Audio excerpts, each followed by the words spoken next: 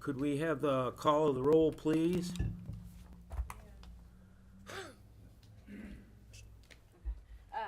Amy Levisik, Here. Rob Morra, Yep. Rich McNeil, Here. Bruce Cheney, Here. Charlie St. Clair, Here. Mike Delavecchia, Here. Brett Bellabo, Present.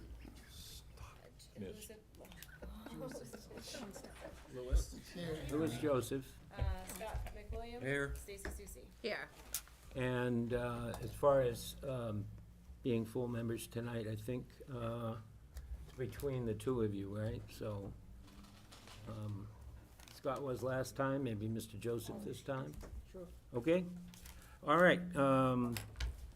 At this time, we're going to, in accordance with 91A3, we're going to go into a non-public session. So we have to ask the members of the public that are present here to wait briefly out in the anteroom. If you could, I'm assured that this will not be long. This will not take long. And in order to do so in accordance with the law, we need a motion. The motion has to be by roll call vote, and the motion has to state on its face the specific exemption from under paragraph 2. The one that we're looking at on advice of counsel is 91A3, Roman 2, subpart C, matters which, if discussed in public, would likely adversely affect the reputation of any person other than a member of the public body itself. Unless such person requests an open meeting, this exemption shall extend to any application for assistance or tax abatement, waiver of fine, fee, other levy, if based on an inability to pay or poverty of the applicant. So, would anyone? So moved. A motion has been made by Second. Councilor Cheney, seconded by Member Bellabo. We now have to have a roll call vote as to whether or not to go into non-public session. Amy Levisik, Approved? Is that what I said? yes. Sure, yes. Rob Morra, Sure. Rich McNeil, Yes. Bruce Cheney, Yes. Charlie St. Clair, Yes. Mike Delavecchia, Yes. Brett Bellabo, Yay. Louis Joseph, Yes. Scott McWilliam.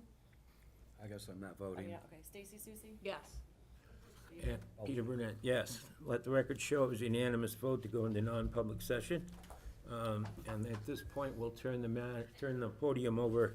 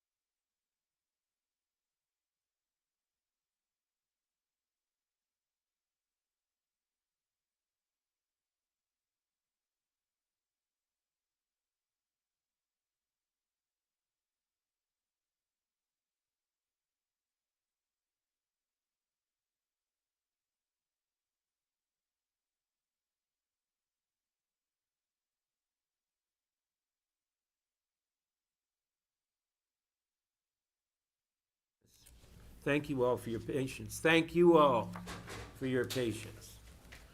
I failed to mention staff in attendance tonight. Kalina Graham, Joseph Gray, and Scott Pelchat. And have the members of the board had... Unforgettable travel experiences. Sorry.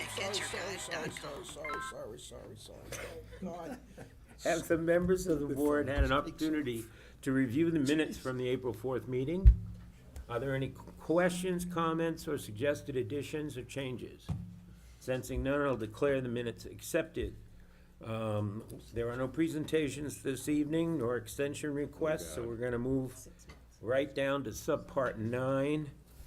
It is my understanding that 9.1 13 Summer Street has requested a continuance to June 6th. So I don't think we need a motion to do that. We do need a motion. So that would be a motion to table. Does anyone wish to make that? I'll make that motion. Motion by Mr. Moore, seconded by Mr. McNeil. All those in favor signify by raising your hands. Opposed? Motion carries unanimously. 9.2, PL 2021-0146 SP and 2022-0061 CUP. It's a wetland CUP, 244 Province Street. It's a proposal to amend the approval of temporary alternative secondary access. We need a motion to accept, and it's my understanding from staff that the application is in sufficient order to be accepted, is that correct? Yep. Could I have a motion to accept the application, please? From anybody? I'll make a motion to accept. Counselor Cheney, seconded by Mr. Mora. All those in favor? Opposed? Motion carries unanimously. For the record, there is an email that was received on this application. I don't know if the applicant has received a copy of it, but he will be after the meeting. It is, let's see. Well, I'll just read it into the record. It is from Bob Heavey. Not that one. Oh, wrong one. This one, I'm sorry. My bad. It is from Doris M. MacArthur regarding proposal to amend the approval of temporary alternative secondary access at the Gilbert Block and Son Company property located at 244 Province Street. Dear members of the planning board, as an abutter to the property referenced above, I'm requesting that adequate fencing be installed at the expense of Gilbert Block along the entire property line between subject property and mine. The fence would deter the incursion of motorcycles, four-wheelers, tenters, and other intruders onto my property. Considering the number of units planned, it's reasonable to expect an eventual large increase in the potential number of such intrusions. The letter is undated, but it was received May 3rd by the planning board, and it was by the planning department. And that, again, is from C. Anthony and Doris M. MacArthur, 268 Province Street, Laconia. That being said, is the applicant present? Please step on up to the podium and let us know what's happening. Thank you. For the record, I'm Attorney Phil Brouillard, representing Gilbert Block. To my right here is Brian Gilbert of Gilbert Block, and our engineer is John Roque. We're here tonight to ask to amend the approved site plan to provide for a temporary secondary access above 49 units by two 24-foot wide lanes, a so-called boulevard, per the plans attached, and permanent secondary access via boulevard in the event the secondary access over city land cannot be obtained. All the other conditions of the May 3rd, 2022 approval remain in effect, including amendment for waiver of sidewalks and amendment of completion date to May 6, 2025, per NOA dated June 7th, 2022. Basically speaking, we came before the board on old business, and we explained the situation to the board, but I believe because it's a public hearing, we owe the public an explanation, so please bear with me even though you've heard this before. Basically, what happened was we agreed with staff and the prior approval, the site plan, the current site plan, which we really wish to have the second access go to Growth Avenue so that there's two access points. However, in order to do that, we need an easement on city land. And we went through the entire approval process, and then when we got all approved and we found a buyer, and the buyer got financing, and we were almost ready to close, Amy here from the was not on the planning board at the time, but she found out that the grant that the city used to acquire the property had to be kept in conservation. And there was a procedure in effect to, if you needed to take some property away, you could substitute property. But the procedure is arduous. It appears very favorably that the city has identified another piece of property, and I'm gonna hope that Amy can speak for a moment on this, because she's very knowledgeable about it. But basically, another property has been identified, and we're hopeful that we can make this work so that before we need the 49 units, we can build the access road to Growth Road that we wanna do. In some, if all else fails, and I think Amy's got a better grip on that, but the wording is pretty clear that this could be done, just a matter of time, that the boulevard would become a permanent easement if we can't get an easement over the city land. And I believe that Amy will say that the city wants to do this, we want to do this. You know, really, the access road isn't gonna deter from conservation or anything like that, but they have identified another situation. And Amy, I'm sorry to foist this on you, but you're the most knowledgeable one here in the room, so if you could sort of say what you think That's a is new one for appropriate. me, by the way, Yeah. just so you know. Thank you for laughing. Well, she's been doing the actual application, so that's So, what I meant. the grant he was referring to is the LWCF grant, which is Land and Water Conservation. And it's not, the word conservation makes you think it's staying in conservation land, but it's actually recreation land that it has to remain as. So, the entire area that they are going to affect, now, it doesn't necessarily mean your retention ponds, because I could make that recreation, okay? But it means any areas that I can no longer make recreation, that area has to be identified and then put somewhere else as designated recreation land. We do have an idea of where we could put that in the city, and we already own it. And so that's a great thing. The state has to come out and verify these things and approve them. It then, after all of the state work is done, we have to go through the federal. And the state is helping us with said federal situation. So it's not a quick turnaround at all, and it's not guaranteed. So that's why we needed to have the second possible need of a second egress. And there's, And you're speaking at this moment with your hat as Director of Parks and Recreation, Yes. right? Yes, okay. Yes, Counselor? no, so this was sort of unbeknownst to us until this became to our knowledge, so. Right. And in the meantime, as you know, this is gonna be, workforce housing, and the financing's been secured through the Housing Authority, and they're ready to break ground. And all the permits, including, I think, the building permits, have been obtained, and we're right on the cusp of breaking ground, so we would really appreciate a vote tonight to do what we're requesting here in the application.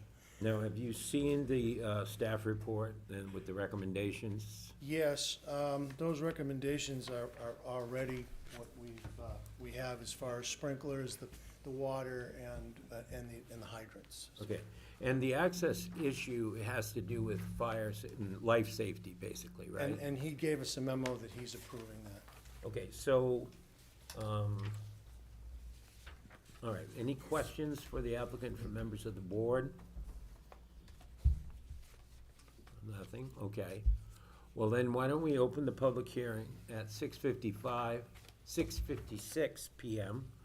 Are there any abutters here who would like to be heard regarding this project? Again, this is 244 Province Street.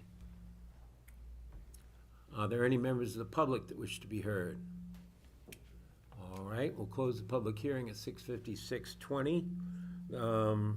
As I said, that email is already of record. Could you address that on Butter's concern about the fencing? Yes, I'd like to do that in two ways. First of all, I'd like Brian to sort of describe the topography there.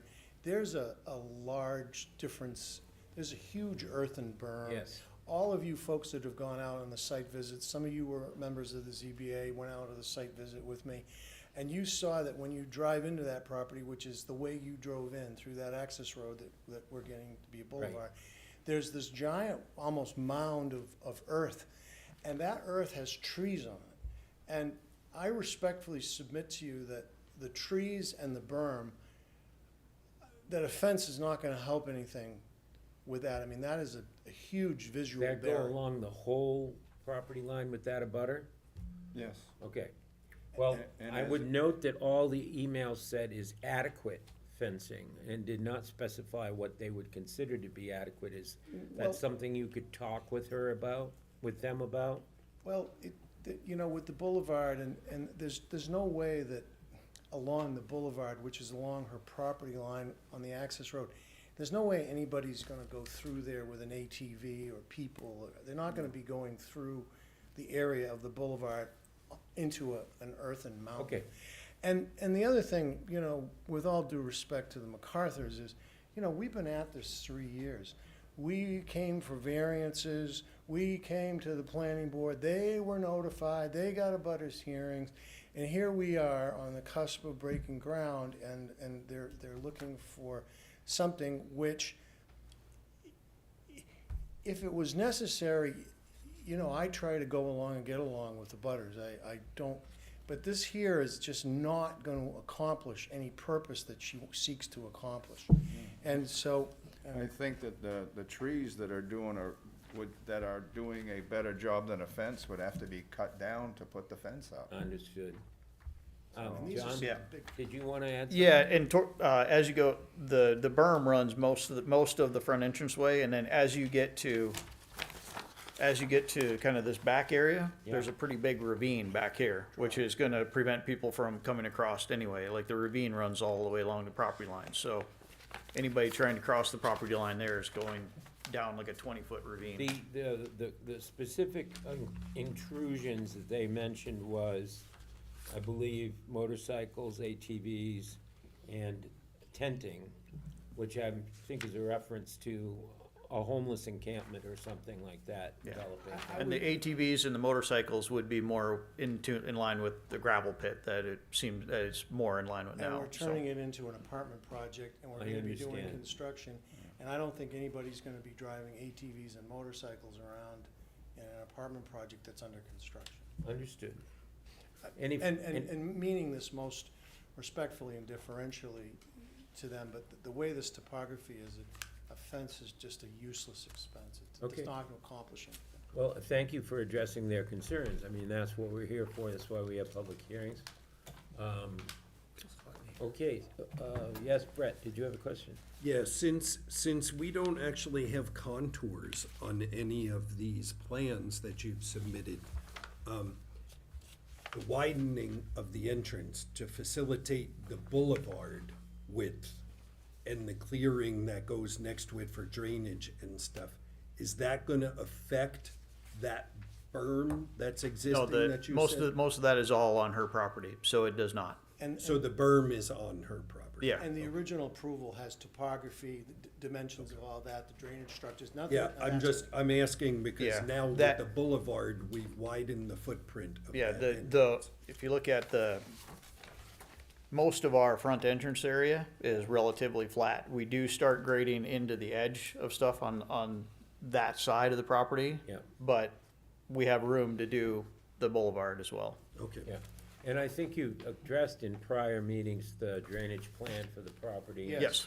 there won't be any runoff up to the, No. to the abutters property Since at all. then, since the last meeting that we had for the original approval, we have the alteration of terrain permit, we have the, all the water sewer permits, we have everything in place. so. Everything's, we have all our permits, except we need this amendment so that they can break And the ground. city needs this housing, Yeah. for sure.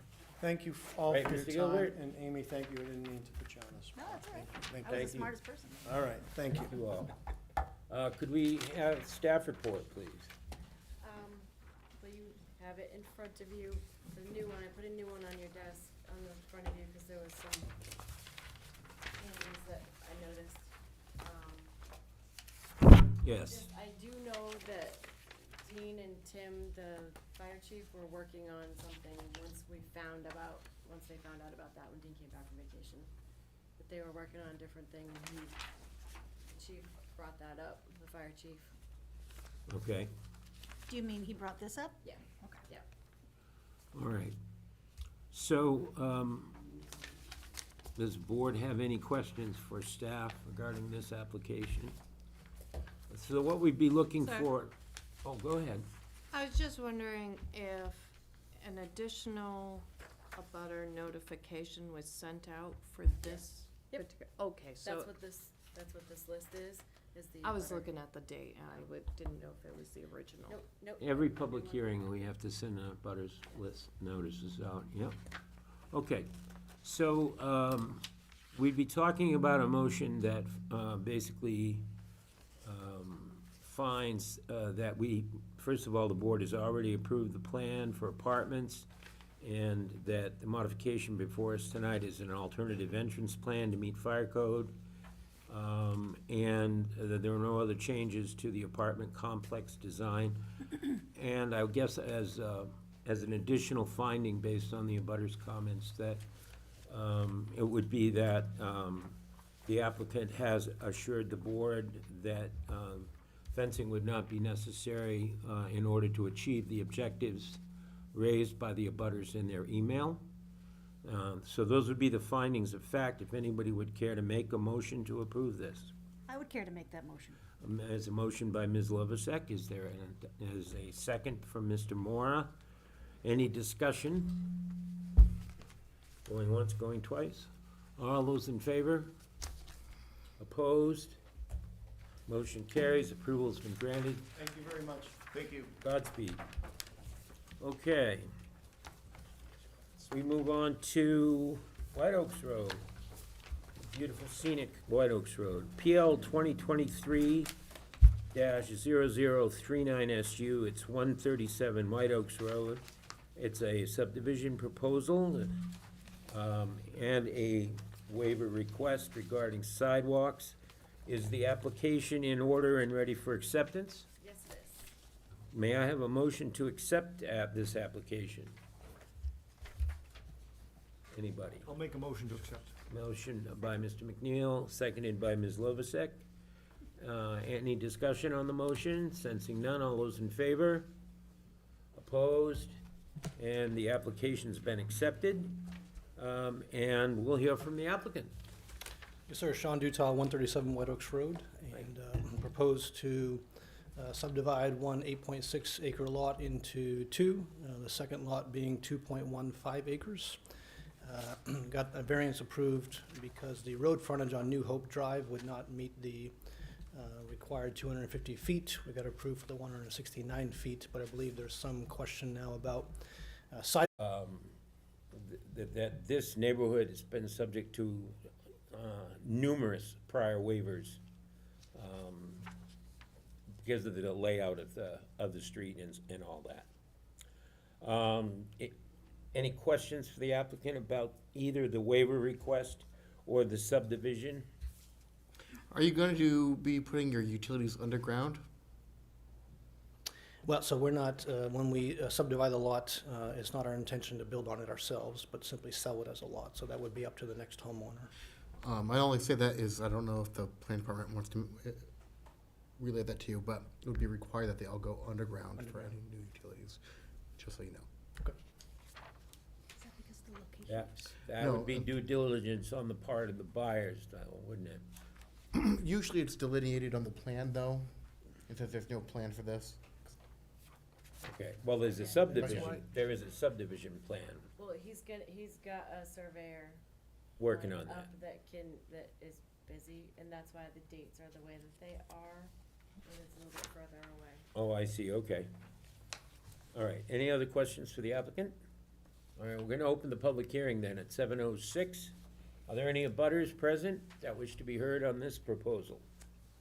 Any members of the public? Any completely disinterested people? Okay, well, sensing none, we'll close the public hearing at 7:07 and hear from staff on this. So, the sidewalk waiver is being requested because it's a private road, but it's a dirt road, and I'm actually looking at the private road thing. He got approval from the zoning board on April 17th, for the minimum, the little minimum. The plans changed a variance, few yeah. times, but other than that, everything is just a basic one lot Okay, subdivision. any questions for staff regarding the subdivision? I have a question. Sure. If this is just a subdivision, basically a lot line adjustment subdivision, without actual plans for development, is this the right time to request for a sidewalk waiver? I Good thought point. that goes with the actual development When of you the properties. subdivide at all, you're supposed to put in sidewalks. So the new subdivision plan has to show the Just like- sidewalk just if like the it's impact required. So even if they stay undeveloped forever, they're supposed to put a sidewalk in? That's why you Okay. have so many that. But I think his point is well taken. If we approve the sidewalk waiver, that would run with the property when the lots are sold, wouldn't it? Yes. Okay, Just so like the impact fees. if a developer comes to us, another applicant after the lots are sold, they would be, in other words, you'd have to have a note on the plan, I would think, that says that a sidewalk waiver was granted or not, depending on what our vote is, which we have not yet taken, so. Any other questions for staff? Yes, Amy? I'm assuming there are no sidewalks currently on any of these properties. There's nothing. That's what I was trying to get out, is that this is not the first waiver on New Hope Drive and White Oaks, that whole neighborhood. Right. All right? I just have a quick question Sure, Scott. for staff. Considering the number of lots here is increasing, I guess there's 7 now. I'm looking at the road there. Is there adequate access for fire trucks to get back there, turn around, et cetera? Has that already been settled? that This is a question? two-lot subdivision. Yeah, he's just subdividing, he's putting the line. So that, this, Yeah, but there's a And total of 7 lots on this roadway, Yes, I remember. existing, yep. Existing, Yeah. already approved. already approved. He's yeah. just taking one of those lots and subdividing it. Right, He's I understand. taking his big one and taking off, but yes, it Okay, so I guess my question is regarding access for emergency vehicles, fire trucks in particular. yeah, It's fire, like a So- hammerhead there, it fire doesn't, didn't have any actual no comment on that? on that. Mr. Moore, I might have I something. might have your answer for you. Okay. So, several years back, this was subdivided previously. And if you look on the plan, there's a hammerhead at the end of it. Yes, And that was part of one of the fire department's recommendations, was that they had that hammerhead down there so that they would have adequate turnaround for, so the for hammerhead emergencies. shown in the plan So, is so yeah, so adequate? there's that's beyond their lot, is the Yes, hammerhead. yes. So there's adequate turnaround, so it'll be fine. Okay, thank you. Any other questions for staff? Don't we have a fund for sidewalk waivers to build a sidewalk somewhere else? I'm willing to hear whatever you have to say on that, but do we have a procedure that we use? No. Do we have a formula? No. I thought when we discussed that previously, prerequisite for having a fund like that would require the city to actually come out with a prioritized list of where Exactly. sidewalks are needed or where they need to be fixed. And because that hasn't happened, there can't be a fund that they contribute into. We need That the- was my We understanding. need the Public Works Department to identify those locations within the city where it would be feasible and desirable to connect currently unconnected stretches of sidewalk. So we can't just say, well, put some money in a fund, and then when the city gets around to it, we'll spend it on that. That is a good item for us to put on under other business next month, and we'll ask the Director of Public Works to come and talk with us about that. How's that? Fair enough. Actually, that was gonna be on the agenda tonight for a few things, but that sounds great. So, and yes, I think we'd love to hear from the Director of Public Works what his master plan for sidewalks in the city is. If I might, Mr. Chairman, I just added it to a list of things to bring up at the next council. Oh, there you go. So it seems like all these currents are flowing in the same direction this Yes, evening. they are. Downhill. All right. It always flows downhill, Bruce, you know that. Yes, in all All right, fairness, I and- mean, the city has a lot going on, not the least of which is garbage cans that are not sufficient, or too big, or too small, or too left, or too right. We'll get to this, but I will bring it up and ask the city engineer to please provide the council and subsequently this committee the list of prioritized list of sidewalk locations. Yeah, yeah. Okay. And I meant to ask you, since I got garbage cans, that means that they're not gonna stop collecting my garbage in June, right? I think you're talking to the wrong guy. I know I am. Okay, any other questions for staff? All right, well, what is the pleasure of the board?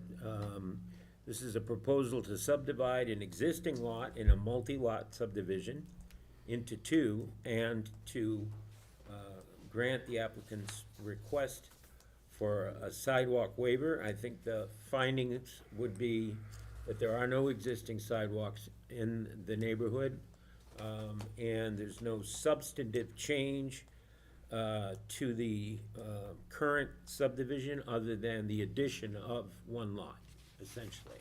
The subdivision of one of the 7 into 2. Would anyone care to make that motion?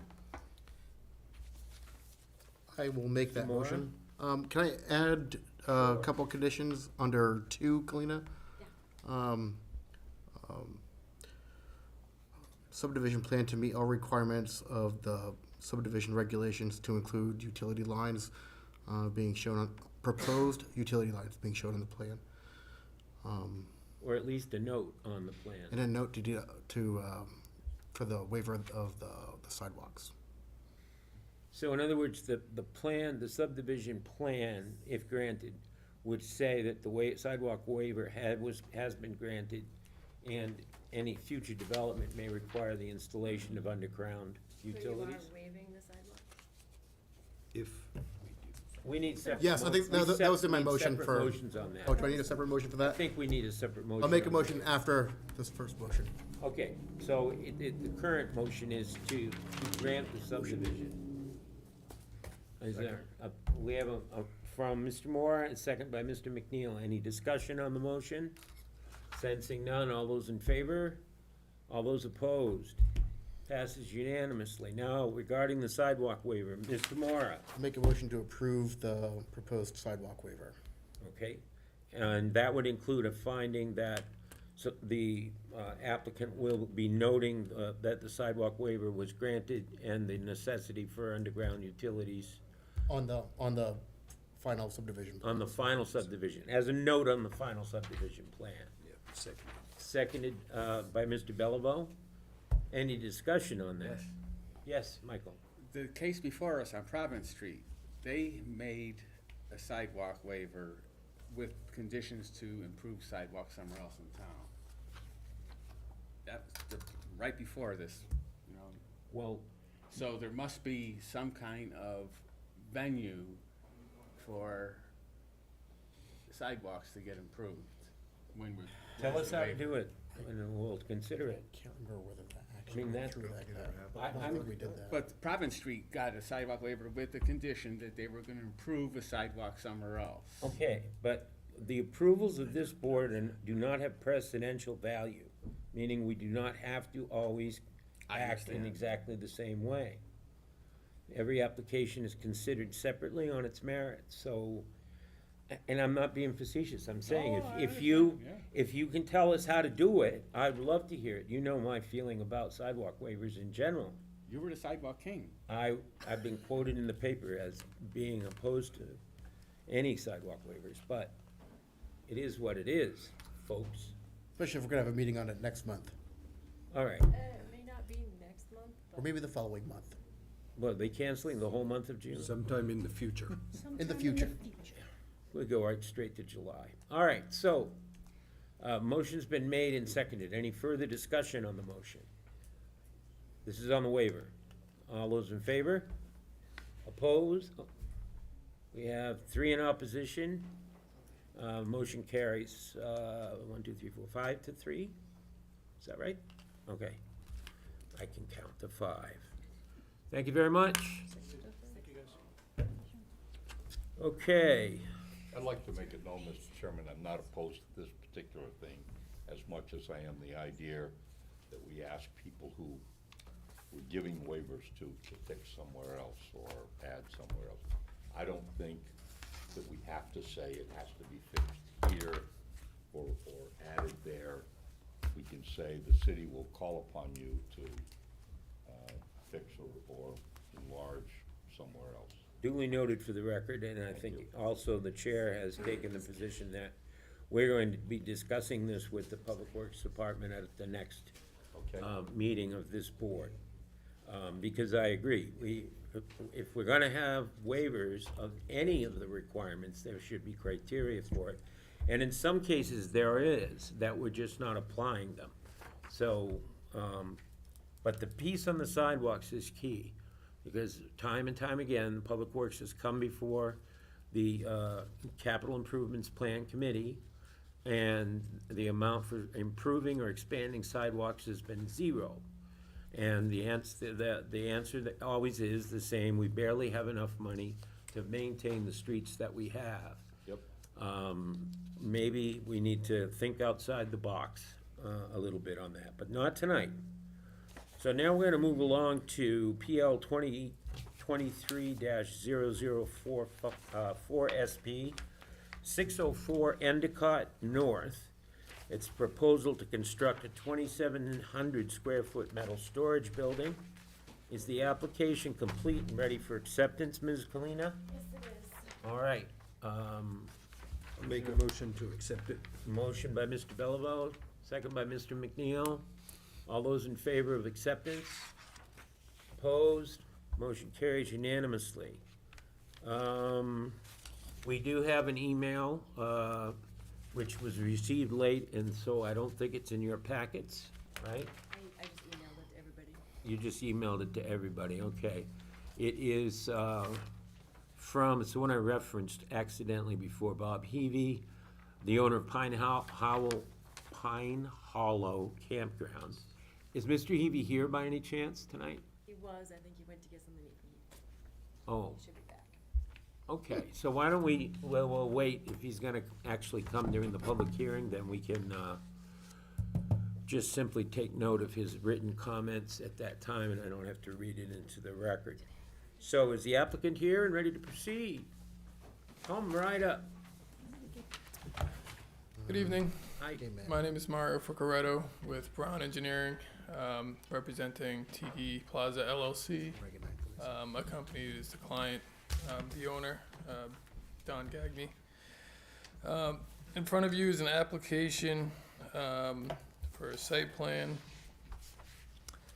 The property is noted as map 128, block 252, lot 3.1, and it's about an acre in size. The proposed work is to put in a 2,700 square foot storage garage. It'll have 2 bay doors. I think the application's pretty straightforward. It meets the zoning regs and the site plan regs. I'll leave it at that and answer any of the questions that the board has. So talk to me about the drainage. Sure. The drainage, we've designed a surface sand filter at the lower portion of the site. Currently, I actually have a plan to show, to make this a little more clear. Sure. If you could put it over there, I think we get it on our camera that way. Cleaner, this monitor's not on tonight.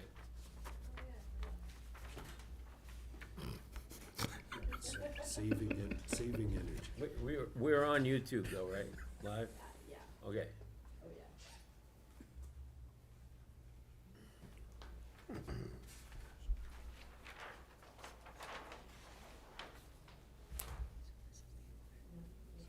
This is the plan, Appendix A of the hydraulic analysis that was submitted with the application. When we ran the hydraulic analysis, we looked at 2 points of interest, and these points of interest was the abutting lot lines where the water was traveling, and there's 2 of them. 1R is this lot line, and then 2R is that lot line. So the water in general flows, what comes off of Route 3, some of it misses this catch basin and gets picked up from this curb. Some of it actually gets into the parking lot. This parking lot in front is paved, drains down, it's kind of swaled, and the water kind of drains around. So this kind of channels the water in, and it sheet flows across it's all gravel out there right now, and it all just drains to this property line. So that was one point of interest. The other point of interest will be this property line where the water that doesn't make it on between the buildings will work its way around the front.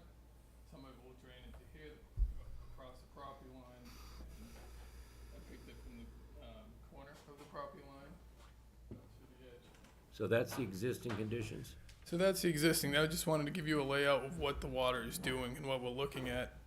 And so those 2 point of analysis were chosen to directly measure the effects of the construction to the abutters.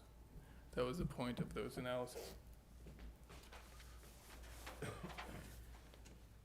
And this is the proposed, and you'll see that the watershed doesn't change. We're not redirecting the water. The way that we are dealing with or mitigating the stormwater runoff is kind of just slowing it down. But instead of just putting a detention pond in that would simply just hold the water and release it through an orifice at a lower rate of speed to match the we took the opportunity to add a surface sand filter, which is something that AOT allows you to use, and it helps treat for phosphorus and nitrates. It'll remove all the total suspended solids as well. But through the analysis, we lower the amount of water in both volume and speed going onto the abutter's property.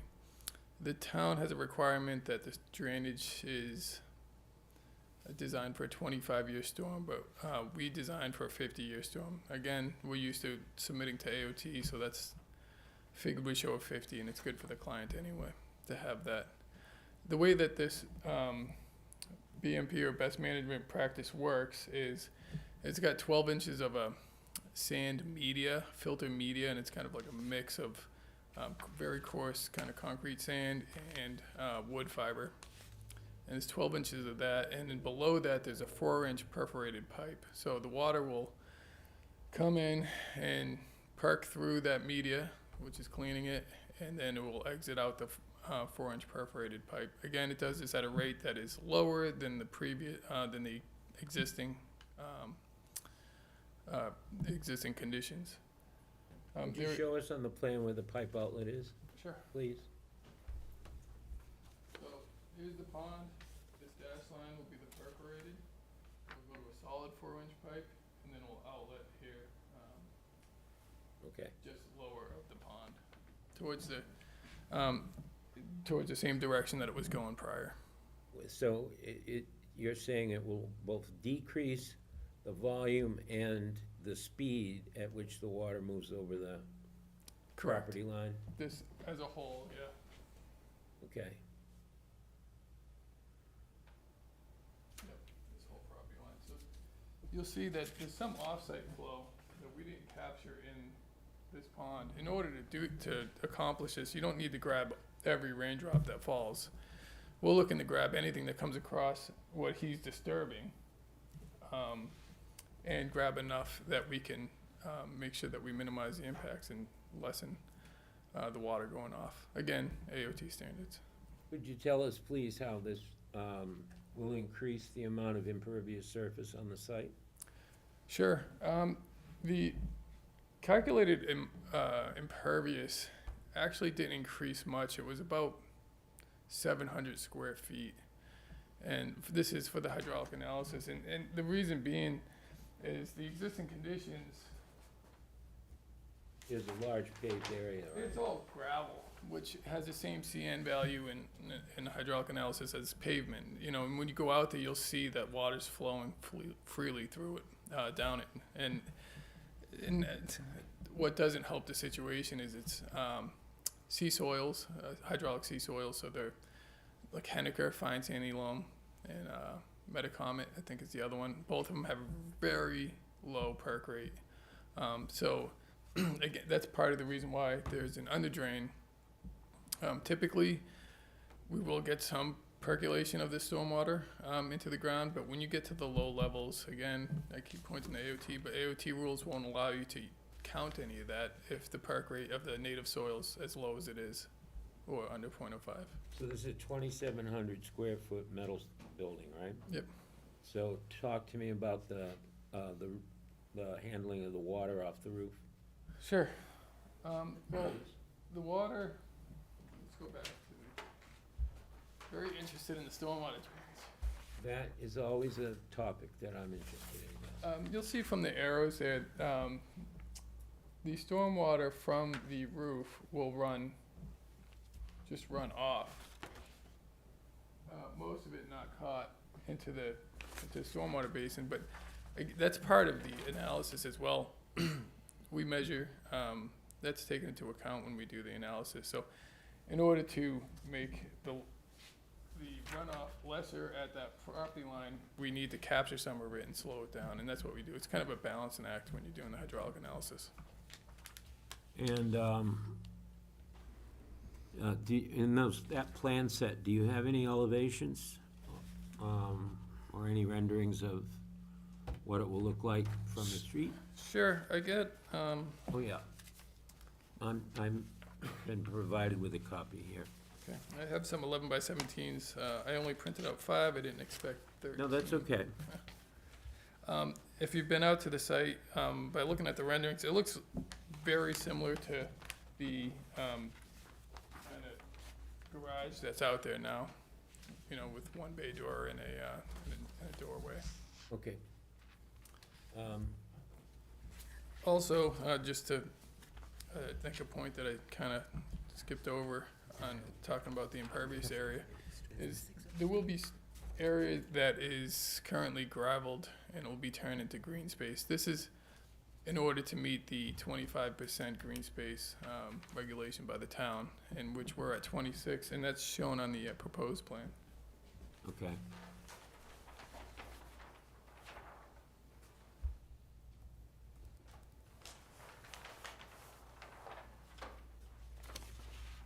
Oh, yeah. This is just gonna be concrete slab, right? Yes. I have a question on, you show your snow stockpile area. Yep. Is that designed so that will run off into your retention pond? The way it's shown there, it appears that, I would guess, about half of it would. There is a bit of a swale that is gonna be here, that could be extended if necessary, but again, it's not gonna be any more or less than what's going on right now. It'll be, less, you know. A butter letter that we received says, there's an area identified as proposed gravel parking area, and the suggestion is that it be marked no parking in this area as it's needed for deliveries and turnaround of vehicles. Can you address that now? We're gonna put the cart before the horse, but. I'm not sure where they're getting their information on the deliveries. I can tell you that the proposed parking spaces are located here. The use of this, is, we intended to be or anticipated to be just storage.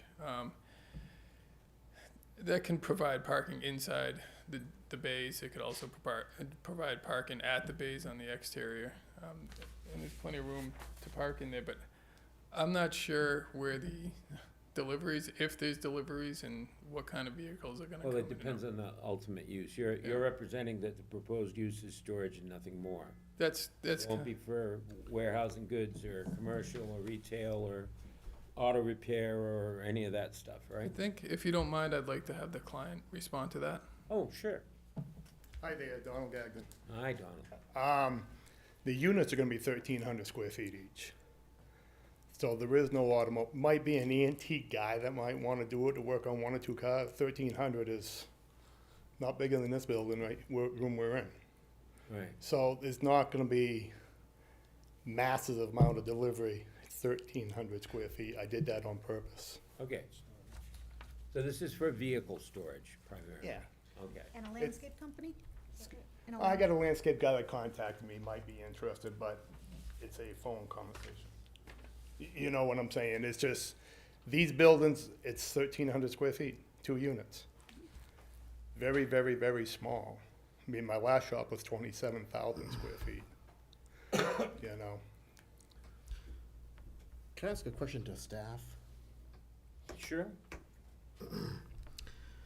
So the proposed use is indoor storage in the commercial resort district, which is not permitted. It's indoor self-storage.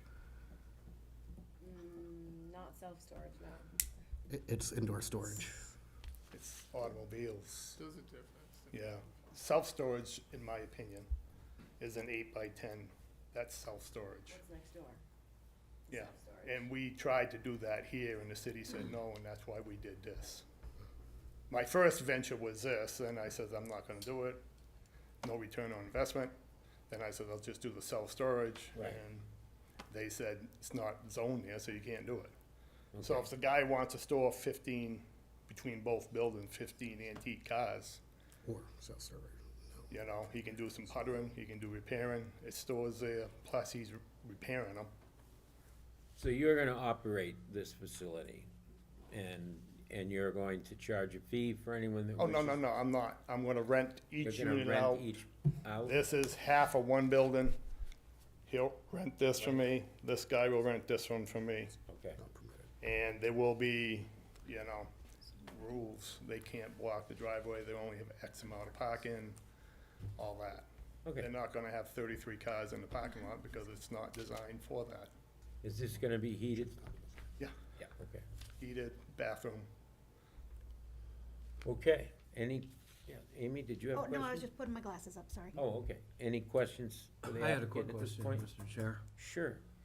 The building, the proposed building has 2 bay doors, so I'm assuming there'll be vehicles going in and, can you show me on your site plan where the access will be to these bay doors?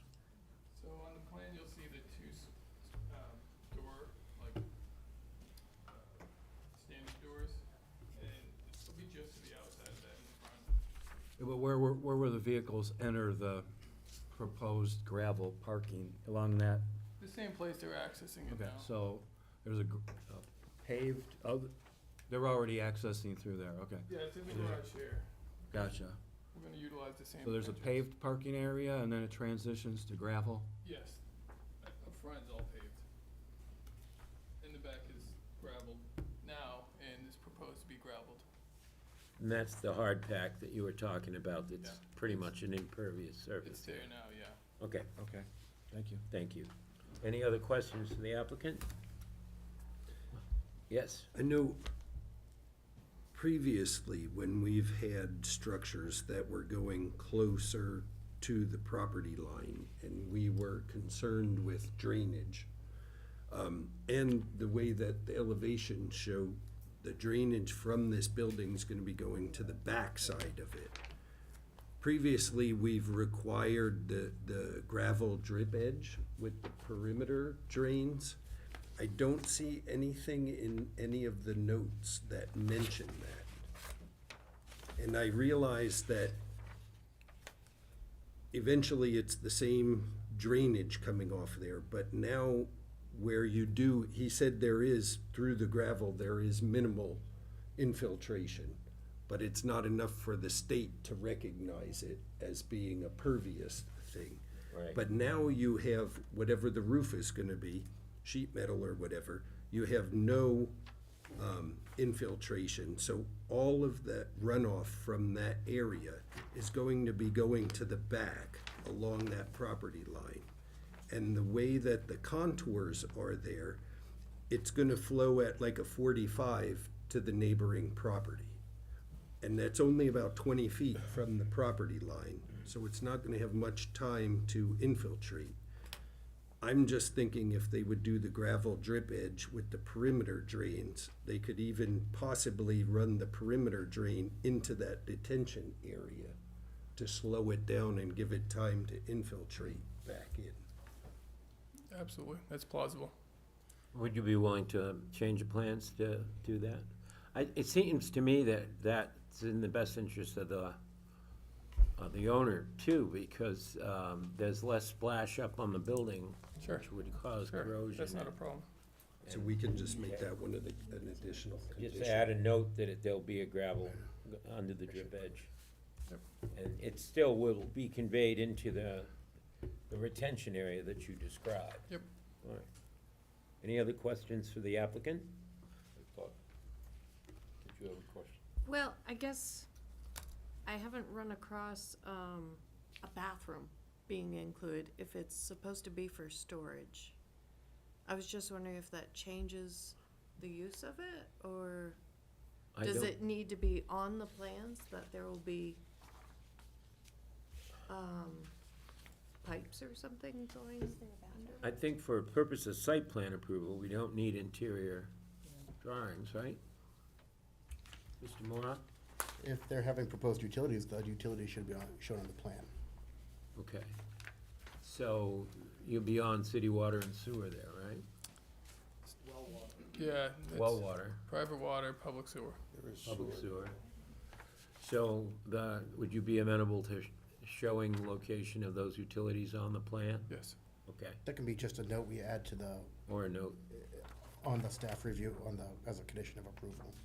Well, you can make that motion if we get to that point. That's plausible. 'Cause, you know, you're on top of this one, Rob. Any other questions? Counselor? I'm a little bit concerned with a heated facility. Is it understood that this is not a commercial property? I mean, obviously, he's renting the property, but it can't be used for commercial purposes. You mean retail like commercial? Yeah, like- Every unit's in there is commercial. I mean, someone running a business out of one of those two units.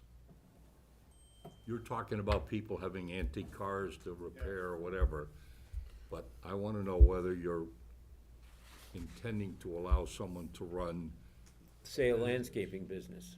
Well, landscape business would just keep their trucks there and they do all the landscaping on the road, not there. Right. yeah, but they do the repair and maintenance of their equipment there, and I begin to get concerned about, Well, I think, Bruce, I think that the distinction here is that the only vehicles that will be using this site will be those vehicles under the control of the lessees. This isn't, when the public isn't, there's no public parking spaces here or anything outside, right? correct. So it's not like they don't have a minimum number of parking spaces that they have to And again, Bruce, provide. it's 1,300 square feet. They're so small, who in the hell in their right mind run a commercial entity out of a closet? I've been around just long enough to know somebody. Well, my I'm business, not gonna rent it to them. Okay, fair They enough. they won't be successful. Okay. my business is One-man only show, hundred and that's one 44 thing. square Three feet. mechanics, that ain't gonna work. Right, Yeah. And I know it, cause that's what I did for 30+ years. okay. And this isn't gonna be for boat storage, right? unless it's You inside. can get two in there. Right, if somebody. It's wants to true, rent a 1,300 unit, they square can feet, store that- two it'd be- boats, their personal boats in there. I'm fine Yeah. with that. Yeah, But yeah. I can't make no money by renting, putting two boats in a building and I got a frickin' $300,000 mortgage on that. Yep, That's not economical. I understand. That's understood. Any other questions for the applicant?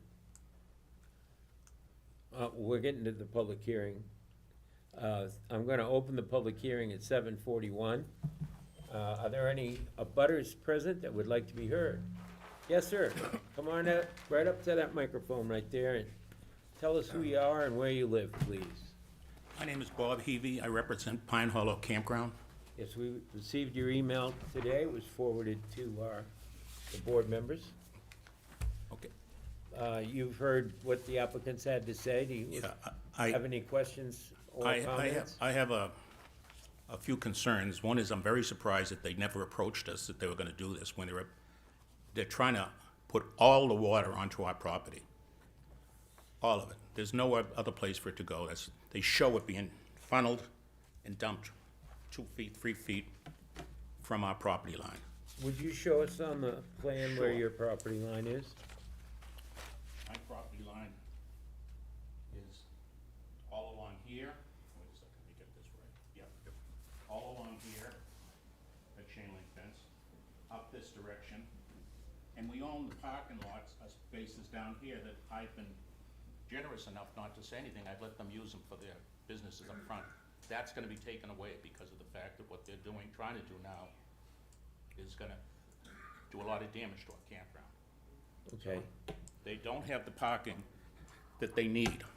I'm in the real estate business. I have everything from a 118,000 square foot warehouse building down to, I've got, or had, I'm trying to retire, so I don't have as much now. I had 5 self-service storage facilities and probably 2,000 or 3,000 customers in those facilities. But there are ways they could resolve this, and I called and talked to their engineer. I only heard about it when this town sent out a notice to the abutters, Yes, which is sir. a couple of weeks ago. But I did reach out to, I believe his name is Mr. Brown, and suggested where he's showing that retention pond, because it's not gonna retain anything. He can sing and dance as much as he wants. I've been in the construction business for 60 years. So it's not gonna, his 4-inch pipe is gonna direct everything right over to us. They can put underground detention facilities in there to grab all the water, just like you build a septic system. Same type of tanks, and you pump the water comes in, you pump it out to the street. Now, when the town built the drain line that goes underneath the sidewalks all along there, it started because we had a problem with FundSpot. FundSpot, 25 years ago, or maybe more than that now, put some manholes in and then paved their whole parking lot. Without a single permit, as I recall. Correct. Yes, We won't get into that. not tonight. But all the water came down and went into our property, into a little, I'm gonna call it a duck pond, a little wetland area, and then shuffled along our property line, breaking out into the campground and doing a tremendous amount of damage.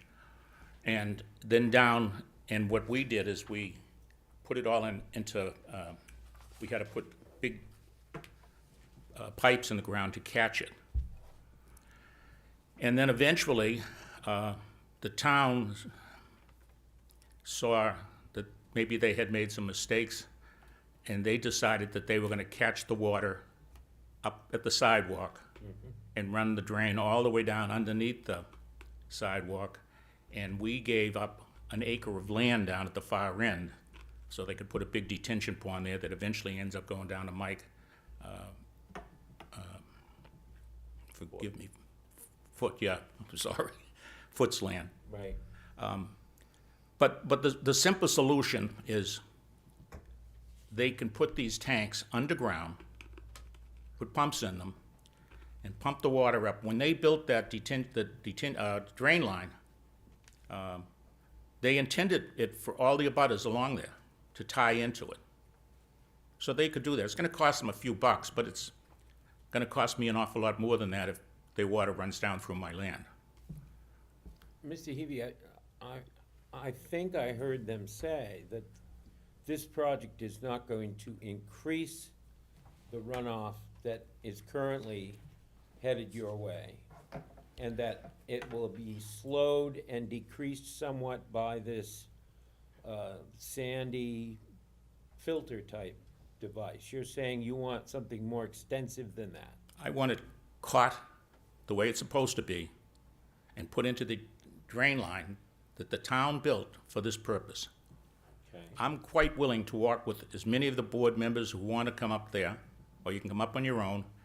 We don't have any water as of this moment coming down. There wasn't a bad storm just a short while ago up on the upper campground. A lot of water released, and it didn't affect me too much, and it tore up a part of their road up there. That would be a continuous problem if they were allowed to do this. And if you look at the wording when they created this zoning, which I thought was a great idea, they started by saying commercial resorts, commercial resort area. The board describes what they have to do. One, they want to see development will be encouraged to create open space. Well, they're not creating any open space. Attractive landscaping, they're doing very little of that. They're putting some grass beside the Tiki Bar's bar, or whatever it's going to be called. And then off-street parking. Well, they gave you 2 spaces for a 2,700 square foot building. And once you approve it, if the first tenant moves out and another guy comes along and he says, oh, I'm just gonna work on a few cars, and he ends up making it into a nice little shop and he's got a lot of cars and customers bringing more and customers come, everyone's gonna put their hand up and say, it's not what I wanted. What can I do? And the board is gonna be stuck with a building that shouldn't have been approved to begin with. And the question about turning, I wasn't talking about the 2 tenants that he says he's gonna get in that building. You've got all those people up in the front, including his own bar. They come around the back with big trucks to drop them off. Drop off the stuff they're selling and using. They have to get in and turn. There's another little metal building back in the other corner. I don't know who's using that, but someone's using it, and they have to get down there. If you allow parking on that parking lot, there's going to be an impossibility to turn the vehicles around. I think that they're required, especially in a dead-end area, which basically what he's doing. I build subdivisions also. I have to make sure I got a turnabout at the end. There should be an engineer, traffic engineer, who does a study to make sure that they can have a turnabout. I don't think, I did some quick math on it, and I don't think you can do it. Because all it takes is one car to come in and drop their car in the middle, and that the whole thing goes away. You've got to have enough space for trucks to come down and turn. You can take the turnabouts that you put in all through the town. It takes quite a bit of space for vehicles to get around them. So I think that that's a big issue. Propane tanks in the middle of the parking lot. Okay, and any questions for Mr. Heavey from members of the board? I had a couple other issues to bring up also. Sure. I think he did a real good job building the Tiki Plaza, okay?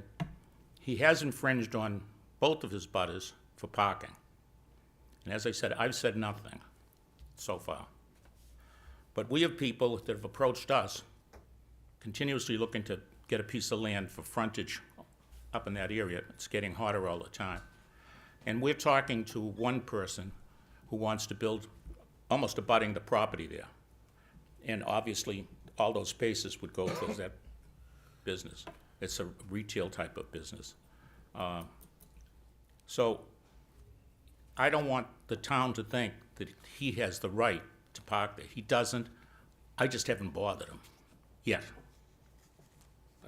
I guess I don't understand. Are you saying that the site plan that's before us includes encroachments on your property? All those spaces coming down, you can see the line, Yeah, do not belong to him.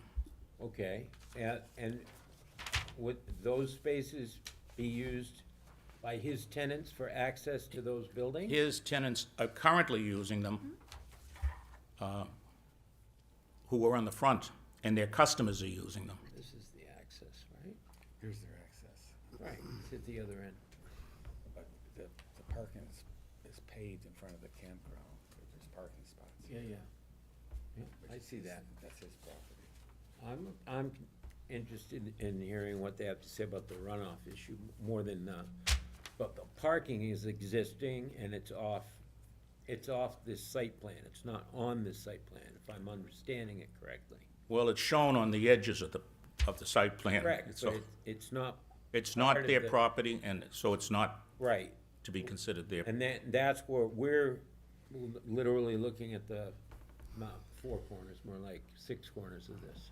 So he's offering you 2 parking spaces Yep. for 2 good-sized shops, or 1 shop. Anybody who works there is gonna need a place to park their car. And you're saying that they're gonna end up parking in the area that they're gonna be using for access to their own buildings, right? Not only, yes. Trucks to come in? And correct. Okay, but that would be their problem, wouldn't it? Well, it's their tenant's problem on the front building. I don't, okay, but I think, as an abutter, I think your primary interest is that this development does not increase the amount of discharge of stormwater onto your property. Exactly. Or anything like that. Yeah, that's What why. date, Sorry. the flow of traffic within their property is their problem, not Well, the it's- city's not a butters, right? Am I misunderstanding? No, you're right, but most places, when they know that someone's gonna, if you got a shopping plaza, when they rented it, I assume they thought that they could do deliveries through the rear of the building. I think your suggestions are very good, but I think and this is just me, I just think that the board's interest in this is to make sure that this development does not have an adverse effect on butters, including yourself. I think part of what you're saying is they should be doing a better job in their site planning, but that's not within the purview of the board or the abutters, for that matter. But we just don't want any water coming on our property, but I think right now is the time for me to point it out and point out Absolutely, there is a absolutely. solution, and it isn't releasing it But under the fence. as I understand it, and I'll let staff correct me if I'm wrong, it is not the developer's responsibility to decrease or eliminate existing runoff onto your property, but to take measures to not increase it. In other words, you're saying you want them to fix that drainage problem. No. We've fixed it ourselves by putting pipes in the ground on everything that Right. we had the problem with. We don't have any. In fact, I had a wetland scientist go out to check and make sure there was no wetlands between the upper part and the lower part, and I believe So you've done due diligence. Well, and we know that there's no, at this point, we have no runoff coming in anywhere. Okay. And if we have runoff, it's gonna come from them, and then we're gonna be in, how do we get them to fix it after the fact? Versus now, the board has an opportunity to Right. make sure there's no water flowing, and the correct way to do that, it's been proven, is to put these tanks underground and pump it, especially where they got the pipe right there. The town put the pipe in for them. Okay. All right. Any questions for Mr. Heavy? All right, sensing none. We'll hear from the applicant again when the public hearing is over, I would imagine, so. Are there any other abutters or members of the public that wish to be heard? come on up. I'm coming. Hi. Kevin Hayhurst from Hayhurst Realty LLC. I'm actually his abutter to the south at 588 Endicott North. I don't know if there's some personal problems here or what, but that's not the case at all. His parking has nobody in front of his building. If anything, it might be me. He doesn't come into my space at all. We've never had an issue. I don't know. We don't have any water runoff either. I don't know if there's some kind of something going on. I'm in favor of it, just so you know. Are But, you up gradient or down gradient from his property? I think we're probably pretty parallel, but we're both to the top of the hill. Goes this way, right, basically, yeah. But I've had no water issues, no runoff between any of us. Like, I haven't seen anything, and I've been there a couple of years. Okay. I said, same thing, parking is no issue. We both plow. I plow to him, sometimes he moves it. I've been in his stores. I've never even seen a car out front. I don't know who's, am I the other buddy you're saying he's encroaching on? Well, the parking on your side, yeah, I'm sure they. He's never even had a car out there. Well, that's true, but they just opened and the people who. But both the businesses are open, right? And there's not even a car I there. agree with you, they're not doing any business, I'm hoping. So how did you just say that there was cars on my lot? Okay, you No, please- I'm just asking, because I don't know if it's something personal, because I don't see an issue with it at all. You should address your comments to us. No, but that's all. like I said, I just don't know where, Okay. in the drainage, I've never seen an issue with the drainage, I've never seen an issue with cars. I'm just telling you, I'm in favor of it. I am his direct abutter, and if anything, it would be encroaching my property. We do share the same backyard, his building's pretty much on my backyard, and there's no, and I have the storage units out back that would run that way. And I believe there's proper drainage behind that. I've never really walked back there, but I believe there's a berm back there with drainage on the back of it. Okay, So just so you know, but I'm in favor of it. thank you, sir. Are there any other abutters here tonight that would like to be heard? Any members of the public? He's up here, Sensing none, we're gonna close the public hearing at 7:58 and hear from staff. What do you have to say about specifically the drainage plan that's, the stormwater runoff issue that's been raised by the abutters? I have nothing, but I know Public Works looked at everything, a lot of people looked at it, and no one really said very much. What about, Rob, what about the fire issue? There's no requirement to build a hammerhead within a property, it's only for No, no, they're not multi-unit. doing any private streets, they wouldn't be required that. Okay, but what I thought Mr. Heavy was saying was that there was insufficient room for vehicles to back around and get in to this property. Do you see that as a problem based on the site plan that? I don't think that's an issue, with the site plan concerning, vehicles having a turnaround point there. There's no requirement for them to have a turnaround point within their parking area for fire apparatus in an Okay. area like that. If the fire department needs to get back there, they're gonna get back there. And I'm sure, TRC, reviewed that with the fire department, and I'm sure if there was an issue with that, the chief would have brought that forward. I do have a question though, concerning their uses of, Do, but um, I'm not the we know you didn't, so. we know you're filling in for some big shoes there, Kalina. But my concern was, let me pull it up here.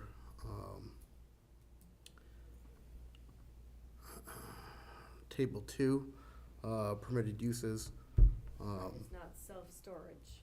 It's not self-storage, And I but- know Dean just said that it's a storage building, but it was a storage building for the property owner. And that's fine, and I think if there was a grandfathered use there, which I think that there could be, because there's already an indoor storage unit there, I think they might either need a conditional use permit for the expansion of the non-conforming use, or they would need a special exception for the expansion of the non-conforming use. Well, what is the definition under the ordinance of self-storage? Because I think the applicant is making a distinction between But it's not a self-storage facility that has multiple units that are rented individually, as opposed to one tenant per unit. That's what he's planning on having. The line does say indoor storage and self-storage on the same line. And it would be the closest use to. Okay. Let me pull up your, There isn't one. 13, I don't know if there is one.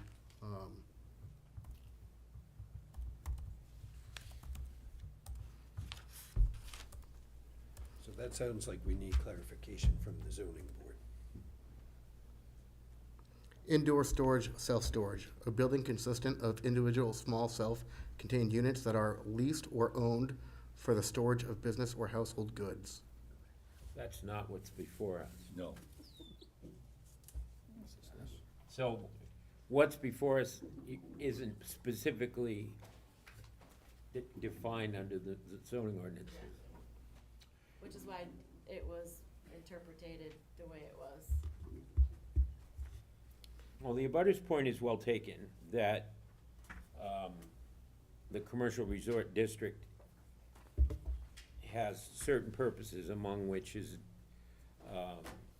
open space, attractive landscaping, and ample off-street parking areas. Now, the use that's being proposed here doesn't require them to have a lot of off-street parking.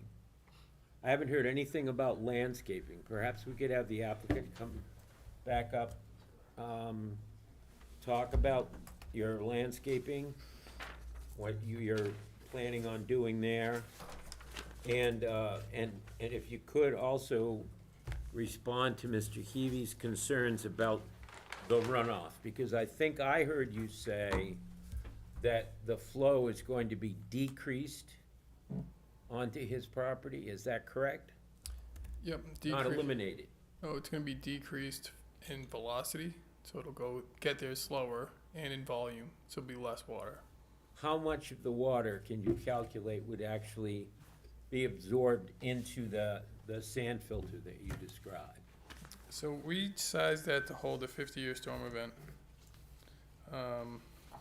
And typically, I can give you those numbers, but what we do when we do these hydraulic analysis is look at the point of analysis. So this property line is the point of analysis because the water comes off in that direction existing. And what you'll see is when we break it out, a lot of the water does get into the pond area, but some of it doesn't. So you have to take the summation of all those runoff areas.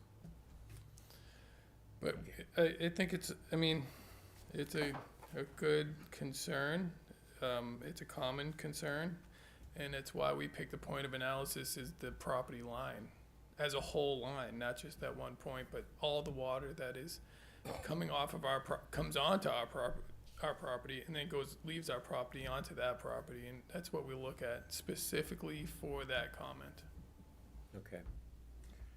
What about his specific proposal, which was some sort of an underground catchment area with a pump station that would stormwater up to the level of Endicott Street? So pump station is for sewers, not drains. There's no rules in AOT for that. For stormwater, I thought that. And I'm young, but I've been doing this for 15 years, and I've never designed a system that pumped uphill. Storm tech, okay. I got a question for you. To the east side of the lower storage building, there's a drop down. The building, down below. There you go. To the right of that building, there's a pump chamber. What is that pump chamber? Sewer pump. Sewer pump, okay. Again, I'll show those utilities on the plans. The sewer pump. The underground chambers that he was describing is essentially this pond with a plastic cover on it, those storm tech devices. That's essentially what they are. We wouldn't be able to park, so it would be underground, and the water would enter it and then exit it in a 4-inch pipe, exactly how it's doing now. It's just, we don't have the distance to seasonal high water table for that anyway. But You don't have the what?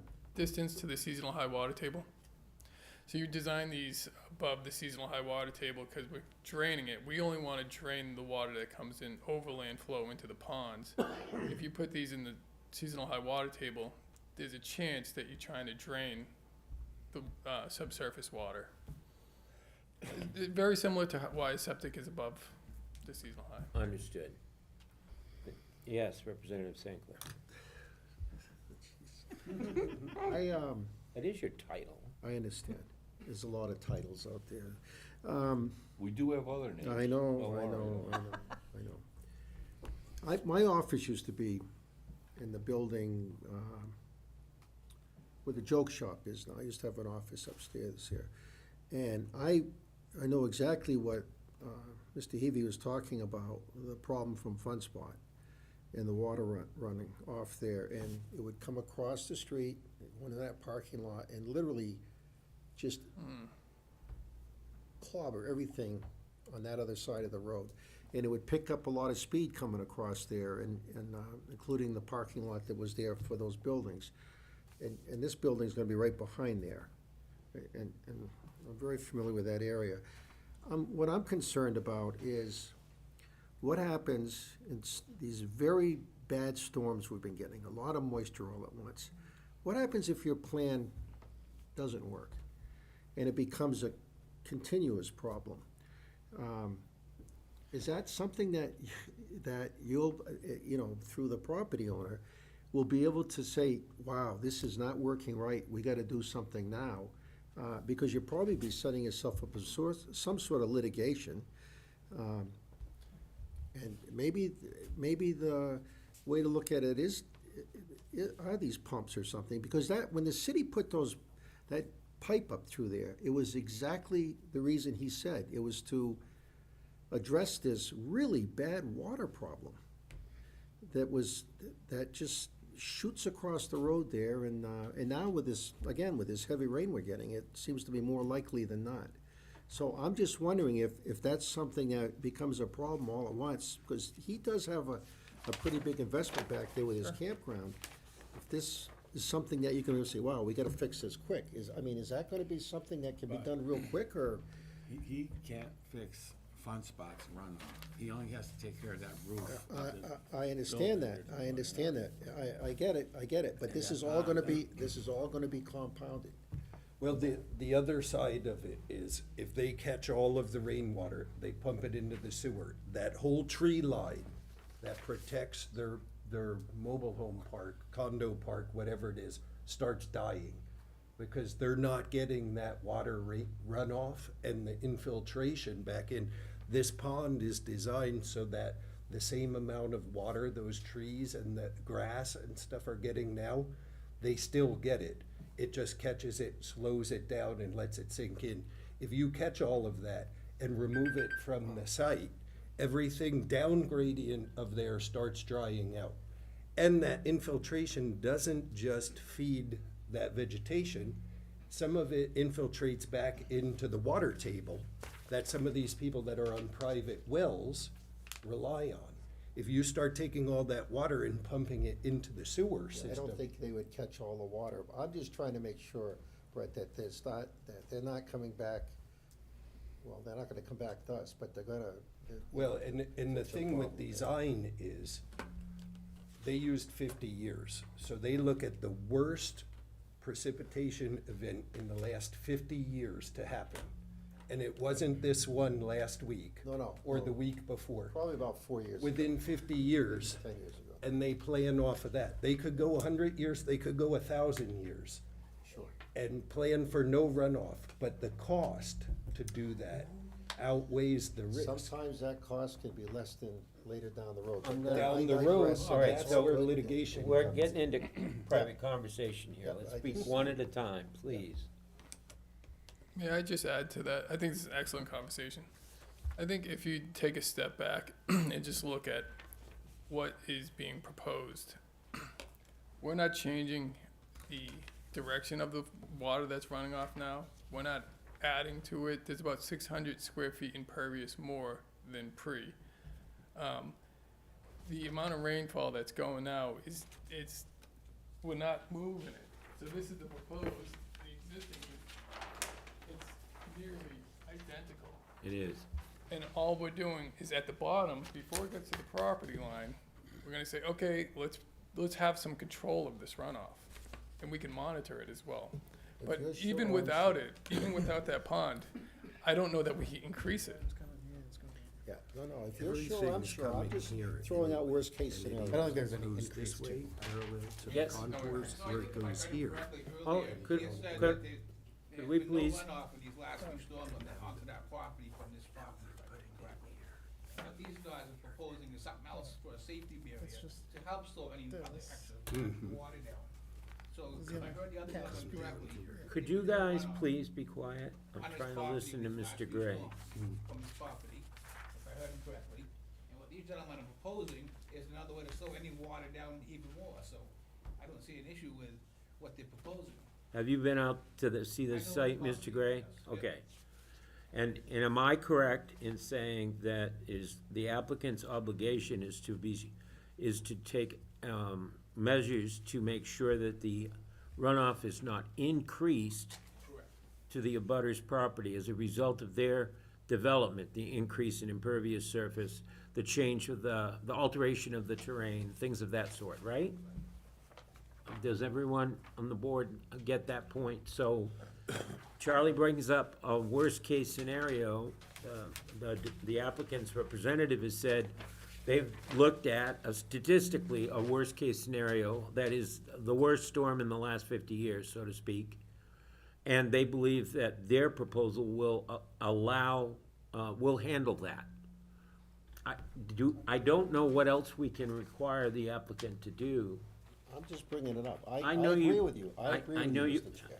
And I was on the planning board back in the day when Fun Spot went and paved all those gravel parking lots.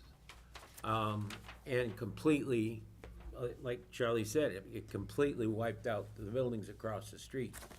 And I believe that those were not permitted because it came before the planning board after the fact, and they presented an as-built to us. So, and as you're familiar with that, I mean, it's not like they put brand-new heavy-duty catch basins in, they just redirected the water flow. Rob? Clean up. When DPW reviewed during T3, did they have any comments on there concerning drainage?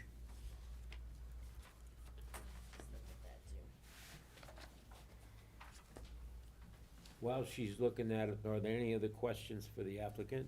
Yeah, it shows a propane tank in front of your two parking spots. Is that gonna be moved, or? We can. Well, it's right in the minute, how, you can't use those two parking spots with the tank there. Propane tank to be removed on the proposed TBR. It's gonna be removed? Yeah, that's what TBR is to be. Ah, TBR. You didn't know that. I didn't know I that. thought it meant. We just learned something tonight. I thought it was a kind of draft beer. Time for rationale. Ms. Susie had a question. In your experience with the ponds, how long does the water stay there? Let's see, NOT says it's gotta drain within 72 hours. Oh, okay, so It's, has anybody ever complained about an increase in mosquitoes or anything like that? no, this won't be wet. This'll infiltrate. It shouldn't be holding any water. It's the under drain is keeping it dry, essentially. It will be wet when it's filling, Right. but it's designed to drain down. I It's was not just designed to thinking, hold even any. if there's like an inch of standing water, nature keeps trying to kill us. Yeah, I imagine it'll remain dry. It's assumed that it'll dry Nobody's out. complained about a huge increase Nope. in, Down the road, that the retention pond is another thing. Yeah, wet Right, pond. this is a retention area. Mosquito apocalypse here. Yes. He got against Mr. All right, so, I have every. Wait, I think Clena's got that. Yeah, Public Works Go. just said, what is the pump chamber on the south side of the property? And then need to see drainage calculations to accompany the drainage plan. That's all their comments, everything else is NA. pump station, Okay, so. that was the sewage. Chamber, pump chamber. which is the septic. Oh, I see, okay, yeah. And you got with Public Works and they reviewed your calculations for the stormwater runoff. Yes, that was submitted. Okay, so your question's been answered, right, Rob? Anyone Yeah. else have any other questions? So got added the gravel under the drip edge. Yes. And added the utilities plans. So when someone does a motion, to make sure you add those. Utilities and the, yes, well, Mr. Moore is gonna make the motion. Ms. Susie? Sorry, last question. I didn't say he was gonna make a face. I didn't make the motion. We've got, silt fence on one side and then silt socks on a planning condition. Do you know which one is going to be used? Did we get a note from the TRC meeting saying they wanted silt socks? I can read- Conservation I does, think conservation usually prefer, recommends silt socks. the silt socks, So would you like us to remove any mention of the silt fence? unless you'd like to do both. Okay. Oh, good point. Both might actually be the preferred method, only because you've heard from some abutters. Sure. Well, I understand the abutters' concerns, I think we all do, about the runoff issue. So what is the pleasure of the board?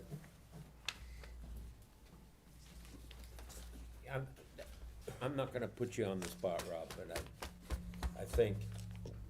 Brett looks very happy to make a motion.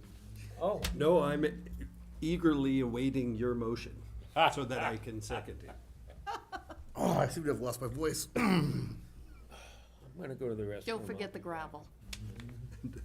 Okay, so, moving right along, the motion would be to approve the application. This is PL 2023-0045 SP, with the addition to the, pursuant to the staff report, with the addition of the gravel catchment area under the drip edge of the building, and what was the other thing? Add utilities to the Adding plan, utilities. Adding utilities to the plan, and both silt sock and silt fence. and during construction, the silt socks and silt fence? Okay. So that would be the motion, and the finding would be that, that the board specifically finds that the drainage, that this project will not increase the runoff onto the abutter's property, and is intended to decrease it. Whether it does or not is, I mean, they've addressed it. Somebody just say that's a motion. I'll make that motion. All right, Mr. Moore has made a motion. Mr. Belleville. I second. Mr. Belleville has seconded that motion. This is the last chance now. I believe that the retention area will take care of the 2,700 square foot building. There's not gonna be additional runoff because that building is there, because they've addressed it with the retention area. There's a problem existing before this building is gonna go up. Right. And it's probably not gonna disappear by this retention area, but the retention area is enough to satisfy the 2,700 square foot building, so I'm in favor of it. Any other discussion on the motion pending? Ms. Susie?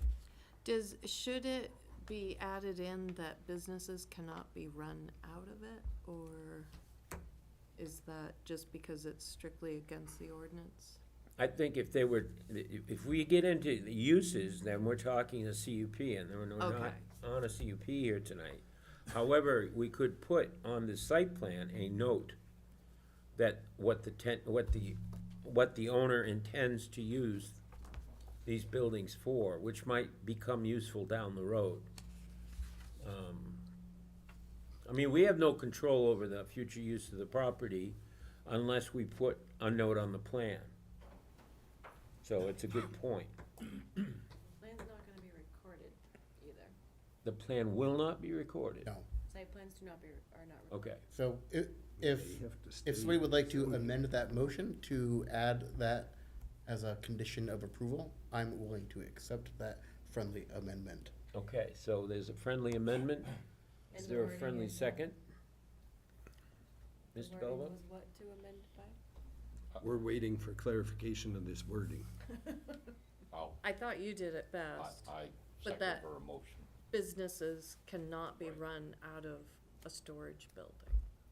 Right, I second the That's addition part of of that. zoning, okay. other than the business of storage. Right. Right, okay, so there'll be a note on the plan that these are going to be considered storage buildings and not used for other Any other purposes. commercial purpose. Any other, well, it's commercial resort, so commercial is allowed, it's just But we're saying the commercial use is storage. storage.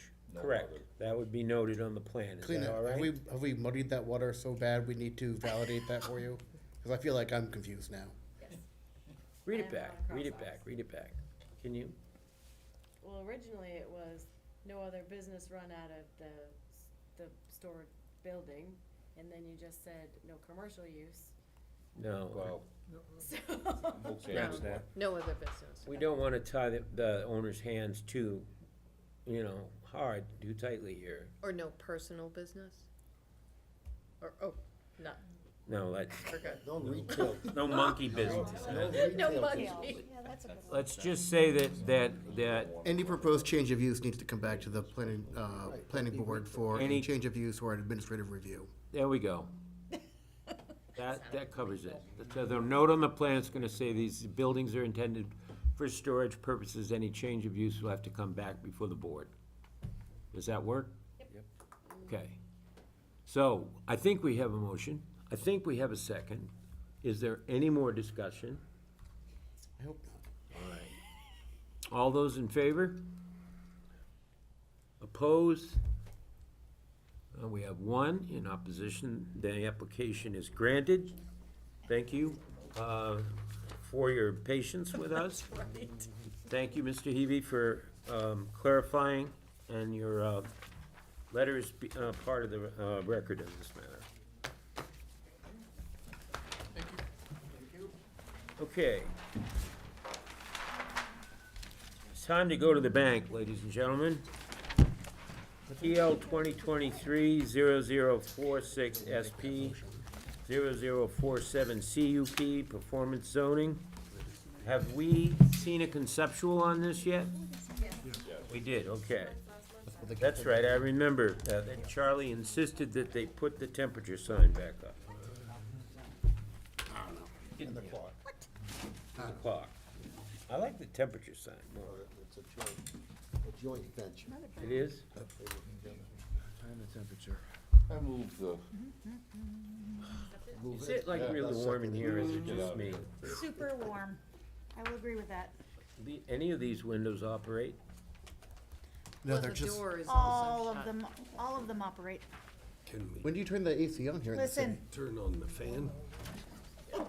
Get it moving. I did get that email today. That's why we have the ceiling. It's been like I'm 30 freezing degrees in my out. house all afternoon wearing this thing, and then I, And I got, when are you changing it over to AC? where's the switches? Not Get the tomorrow, kids I back here? guarantee you. Oh, you come from that cold weather climate. Rob, would you turn on those fans? There you go. Careful. That'll help. That'll fix it. That'll There may clear be our hot somebody air out. living down there. We might not It'll want push the hot air back down towards us. I guess if we just talked less, we'd have less hot air and we, problem solved. Okay, Sorry. good evening. Would you introduce yourself, please? Sure. My name's Andrew Pike. Oops, sorry. Oh, that's right. Is the application complete and ready for acceptance? We need a motion to accept. Second.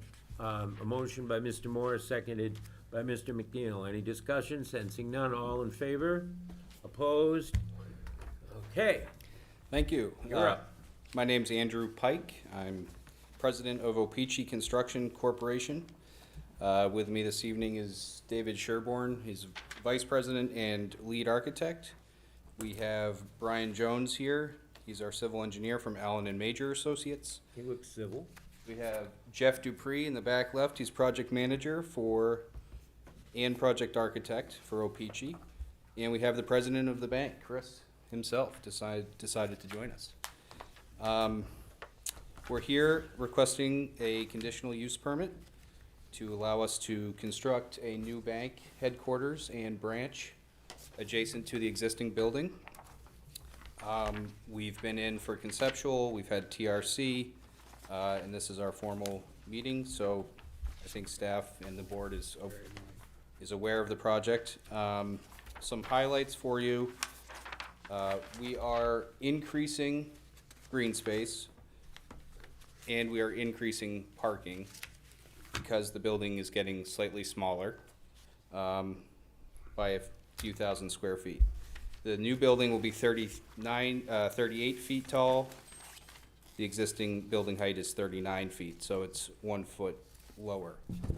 The program includes a 5,000 square foot branch on the first floor that will be open to the public, and then the headquarters elsewhere, which includes 54 offices and workstations, conference rooms, boardrooms, a cafeteria, and a rooftop patio on the backside for the employees of the bank.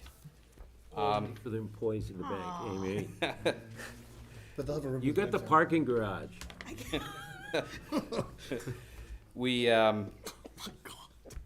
We really made an effort to bring architecture that reflected the architectural context of Laconia.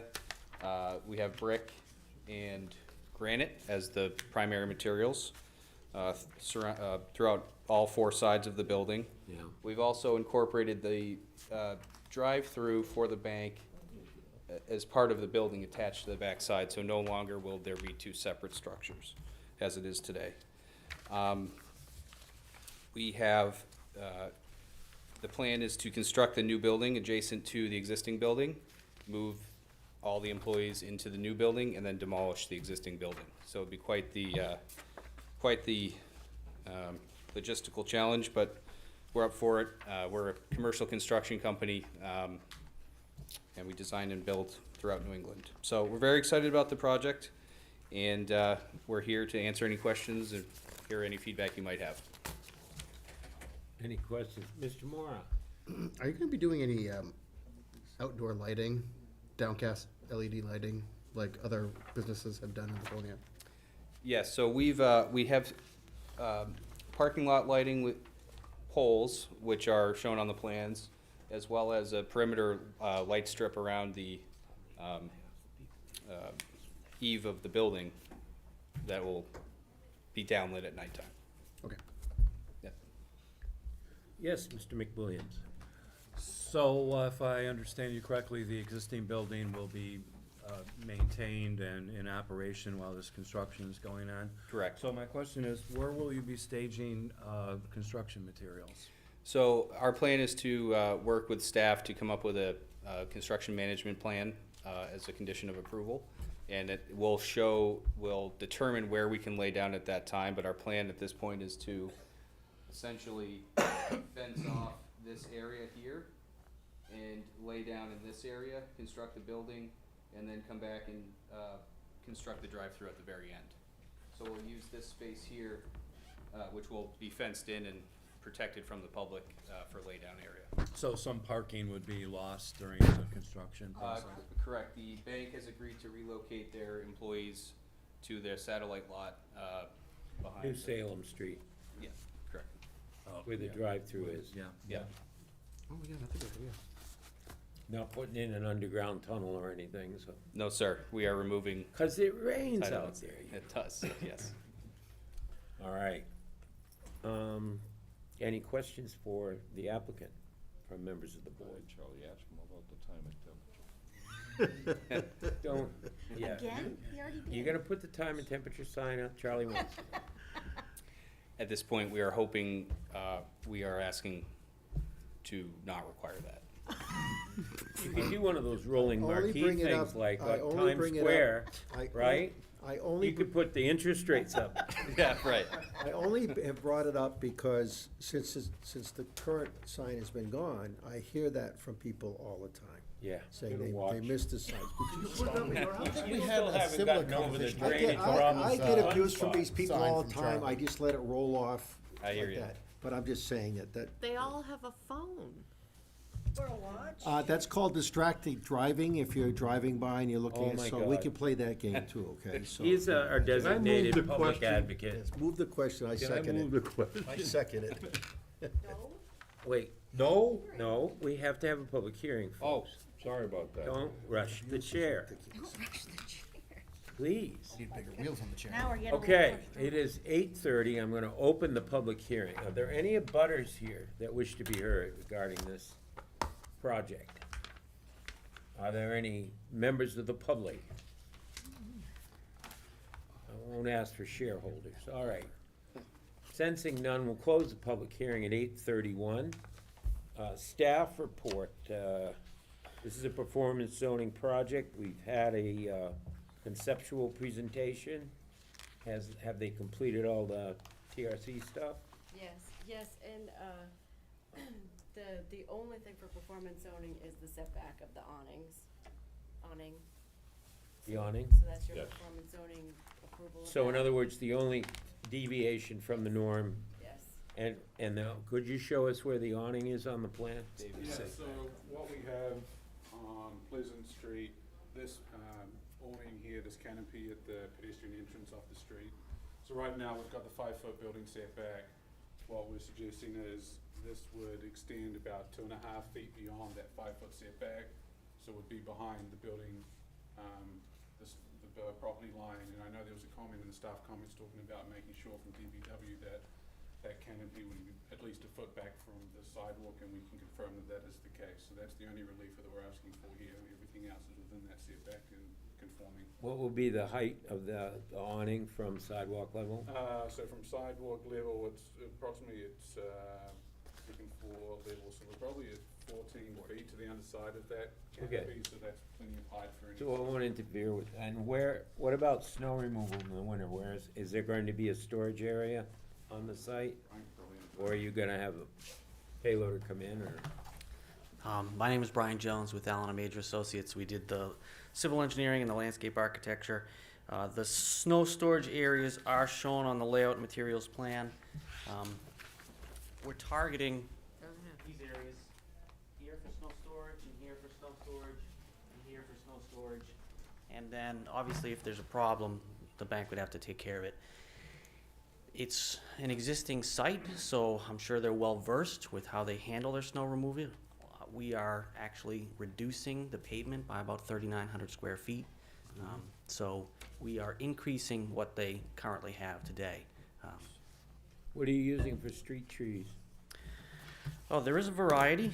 So we did submit a detailed landscape plan, and we have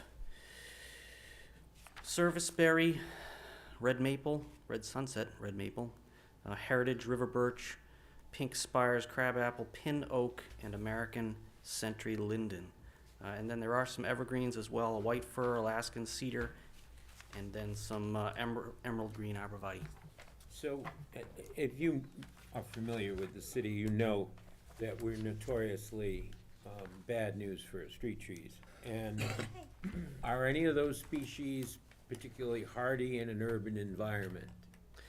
Maybe I should step back. So, you see graphically what we're showing for trees? Yes. These are existing mature trees that are gonna stay. Okay. We're not touching these. Very careful to maintain the grade on both sides. In fact, the pavement doesn't even change there, we're just adding curbing. Right. So these are mature, they're living, stay away from them, they'll stay. Our interior trees are new, Okay. especially selected for this type of use. This is existing, these smaller ones are all proposed. Okay. Well, it does, what's the total green space?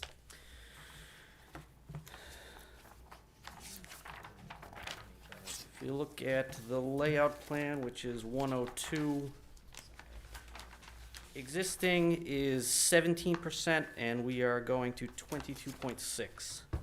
There's a small calculation with that too. It's Okay. existing 15,700 square feet, and no, that's proposed. Existing is 11,800. So, as I said, there's an increase in green space over existing, and it does conform with the zone as well. Gotcha. All right. So there's also no impact fees, because they're not, It's a net reduction. right? It's a Yeah, net reduction. basically. And we've got, It's a neutral, right, and we've got change. the completion for 2 years, because it's a big project. Yeah. So it's gonna be 2-year. 2025, to make everybody aware. So that is another deviation that. Yep, need and then I for wanted performance to zoning. add that construction management plan to the NOA for a condition, if someone would do that, Do you also need a condition for site security? probably. Yeah, Site security and landscaping security? yeah, we'll just add the normal.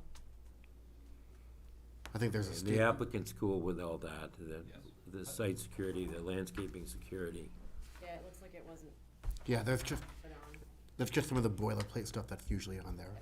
Okay. Yeah. So when they replace the trees, it'd be good for 2 growing seasons. So what is the pleasure of the board?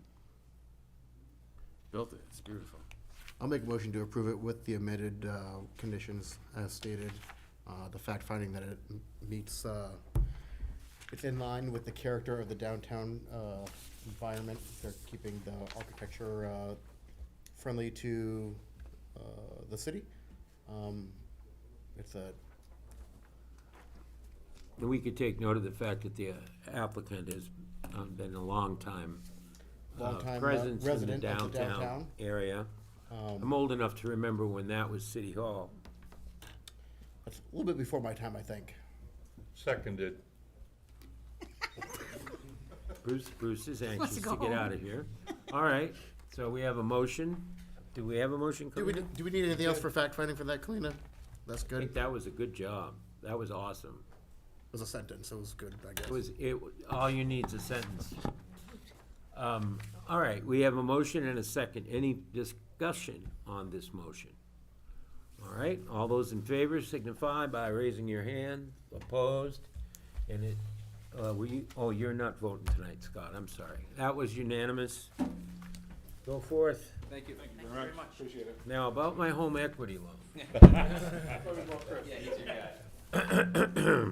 All right. So, we've moved down to 10, no? Oh, no, we have the Endicott, that's right. We need to continue. So we need a motion to table PL 2023-0043 SP and 0044 CUP Watercraft Storage at Endicott North at the applicant's request or staff's request, basically? Kind of both, but more staff because it's not really ready now. I think the staff should be commended by the fact that we were able to hold this meeting at all tonight. There's no address number. Yeah, I was just gonna ask, do we have a number for that lot? I was looking for it. What, the map lot? Yep, either one. Yeah, it says. Oh, it's on there, the map. The map block is on there. There's no address yet, because there's no building structure on there. Right. Just like the other one that's right next to it, when you Yeah, get you it, know where it's they're got at. the- Tell that to Google Maps, it'll probably have a street address for it. Sure. Going down, you get the- All right, so anyway, we need a motion to table Big vacant lot to have. this until the June 6th meeting. So moved. There is a motion by Mr. Bellevose, second by Councilor Cheney. Any discussion on this motion? Sensing none, all those in favor? Opposed? Another unanimous vote by the board.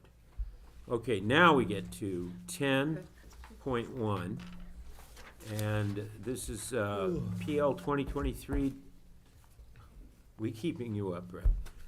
0030 SU White Oaks Road, proposal for a residential site plan for 6 multifamily buildings for a total of 29 units on private road. Wait, what? Is the applicant here? Application acceptance. Oh, do we need acceptance on It's this one acceptance too? only, we don't Only need. acceptance, Only because acceptance. they just went to, conservation tonight. Oh, gotcha. and everything, so they are not here until next. Okay, all right. So, we have a motion to accept by Mr. Mora. Do we have a second? Second from Amy Lovisic. Any further questions? Lovisic. You never corrected me, Amy. Listen, feel I'll only free. correct Kalina. I know. Well, yeah, well, that's Kalina. That's Kalina.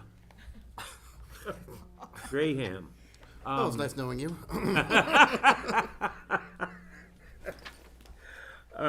Yes, we have a motion and a second. Any discussion on the motion to accept this application? All right. Do we need to schedule it for public hearing for June 6th? June 6th?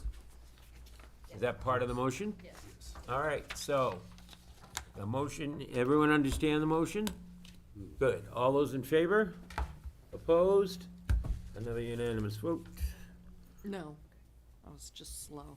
You were just slow. I understood your intention. Tired. Yeah, really did. Okay,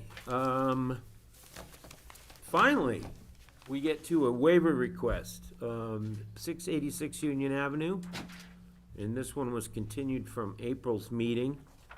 And this was from the March approval, when I wasn't here. Okay, so there was an approval, and then he was back, and then So they the waiver issue came up on you. So they came in Unexpectedly. and said we'd added Correct. the 7 units. And so they're looking for the request on those 7. Okay, and I've read that waiver, so, just for the record, would you identify yourself? Give us the address. Yep, I'm Casey Gowrie. I co-own property at 686 through 716 Union Ave. Okay. We're proposing to add And 7 new residential. we know that you've duly filed a waiver request. Just state for the record, the purpose for the reason that you think we should grant the waiver? The reason is that we are committed to improving some existing structures as part of this project. We're updating a lot of buildings to fire code that have existing tenants in there. You know, doing our diligence to make sure things are safe for all of the existing tenants, and we're committed to providing important low-income housing in the area. We have a rooming house that offers some of the lower rents available in the area. We're working with Housing Authority to fill things as they come up, and, you know, we're not planning to take any of that down, make mass renovations, or, you know, kick any of those people out. So I guess if the board were to grant the waiver, we could find that you're already providing, you're already filling, shall we say, a residential niche that we need filled in this town. Correct. Because all the other rooming houses in town are sober houses, basically. Any questions for the applicant? I have, just Yes, to you- remind me, I'm sorry, it's been a couple months. I was just curious, how many you're adding on? We're adding 7, Additional 7 for? an additional 7. Yeah, which brings our residential count to, That makes it 15 total? our residential count ends up being, I believe, 19, and then 2 commercial units. Okay. And the two 7? commercial are existing, right? Existing, yeah, Barks and Bubbles Barks and Bubbles Liberty and- Tax. And the one with the Liberty Statue Tax, of yep. Liberty, yeah. Yep. And the 7 could be potentially families in them? Or is it like a one-person? 5 are gonna be 1 bedroom, and then 2 are gonna be 2 beds, so, Okay. you know, depending. That's all I needed. Okay, any other questions for the applicant? Sensing none, I'm gonna open the public yes. Open the public hearing at 8:44 PM? No public hearing? No? No. We're not doing that. It already did the Not for a public week. hearing for the application. Oh, we This is don't for need a just public the hearing on a waiver. waiver request. Yeah. That's why it's under. Please strike that last comment by the chair. So, we go straight to motion then, can't we? Can we have a discussion, Mr. Chair? Certainly. The applicant is requesting 80% waiver of impact fees. I think, you know, past practice has been, you know, 80%, that's the maximum. We've granted that to things like nonprofits, community development, schools, churches, things along that line. My feeling is this application doesn't fall into that category. Certainly, on the other hand, they are providing some needed housing, so there are some positive benefits here. But I think the bottom line is, you know, there's gonna be some impacts on city services, and that's, you know, the purpose of impact fees to begin with. And we're talking about 7 new units. So I think there's room here for some kind of a waiver, but I don't think 80% is appropriate for this project, and certainly I would welcome any comments or discussion from board members on this issue. Thank you, Mr. McWilliams.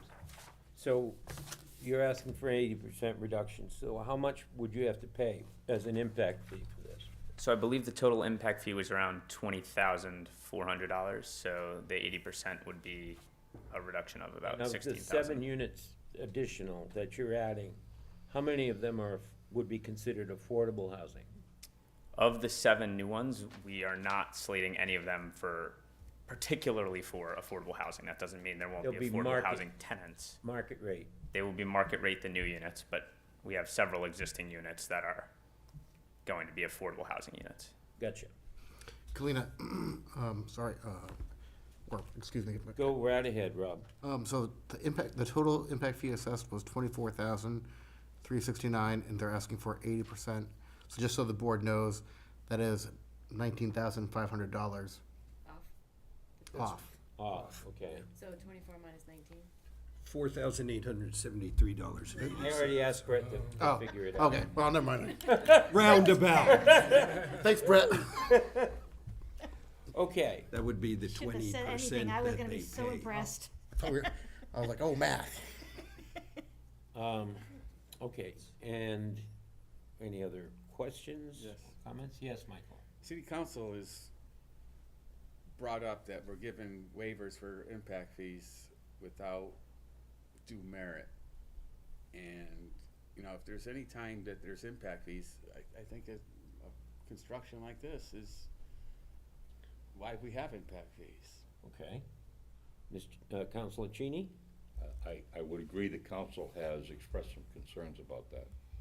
I think it's reasonable to assume these are not gonna put a lot of pressure on the school system. One-bedroom apartments tend not to. But there's a question about other city services, and I personally would hope that we could find some figure between 80 and 0 to be more appropriate. My recommendation would be at best 50%. 50%. Yes. Can I just Anyone else? add on to that? I really, when we look at capital improvements and funds that we need, I think I have a person sitting right next to me that is always screaming for money for one of the most vital programs in this city, Yep. and that's Parks and Rec. Right. And I think Amy probably can utilize every impact fee we can get, and so can the residents of Laconia. So I think we seriously need to think about the impact of reducing these fees and what we want to do and could, you know, for our residents here. Would you think 50%? I mean, that's the proposal that the councilor made. I would almost say that's, sorry, I think that's, I'm I think not we should give a offended. little bit less than that. I would be, you know, if we can do 80, I think maybe, I don't know, I'd dare even maybe 25, we'll give them 25%. I think that's still pretty reasonable, and it still gives us and our residents, you know, some vital funds in a market like this to improve our parks and provide police and fire services. Okay. Add some pickleball. So we. I mean, we got the pickleball 50, court we is got pretty impressive right 25. now. I'm okay with 25. Would you be okay with 15? I think 25%, 20%, and that is a reasonable, because again, we're talking, 2 of the units are gonna be 2-bedroom. And again, they are total of 7 new units, and I think, 50% may be too generous, but again, I'm open to any further discussion, input from other. No, I definitely want to help the developer coming in, but I also Yeah, think, I think there's, that merits some consideration for some amount of relief. 25% is kind of in my ballpark. Works for me. I can live Right. with that. I'm sensing a consensus forming here. Charlie, don't you ruin it. Well, why, you ruined my night earlier. I What? would say, I think, because this has been talked about I know. pretty intensely at the city council level, and I think 20% would be on the mark. I really do. That's The impact fee is my opinion. essentially a one-time tax that we put on new development. And it is an essential part of the capital improvements plan, and it's an important source of revenue in a tax cap community, and we are. Which means we can only raise the budget so many percent every year, too. And we are often robbing Peter to pay Paul, not to mention all the sidewalks that go unbuilt. So, Sidewalk king. Ms. Susie, did you want to jump in? Well, I also want to say that I would be a lot more open-minded to this if I thought you were going to have a problem renting. I would be very inclined to give you a reduction or any part of, but because I know those are going to be gone so fast,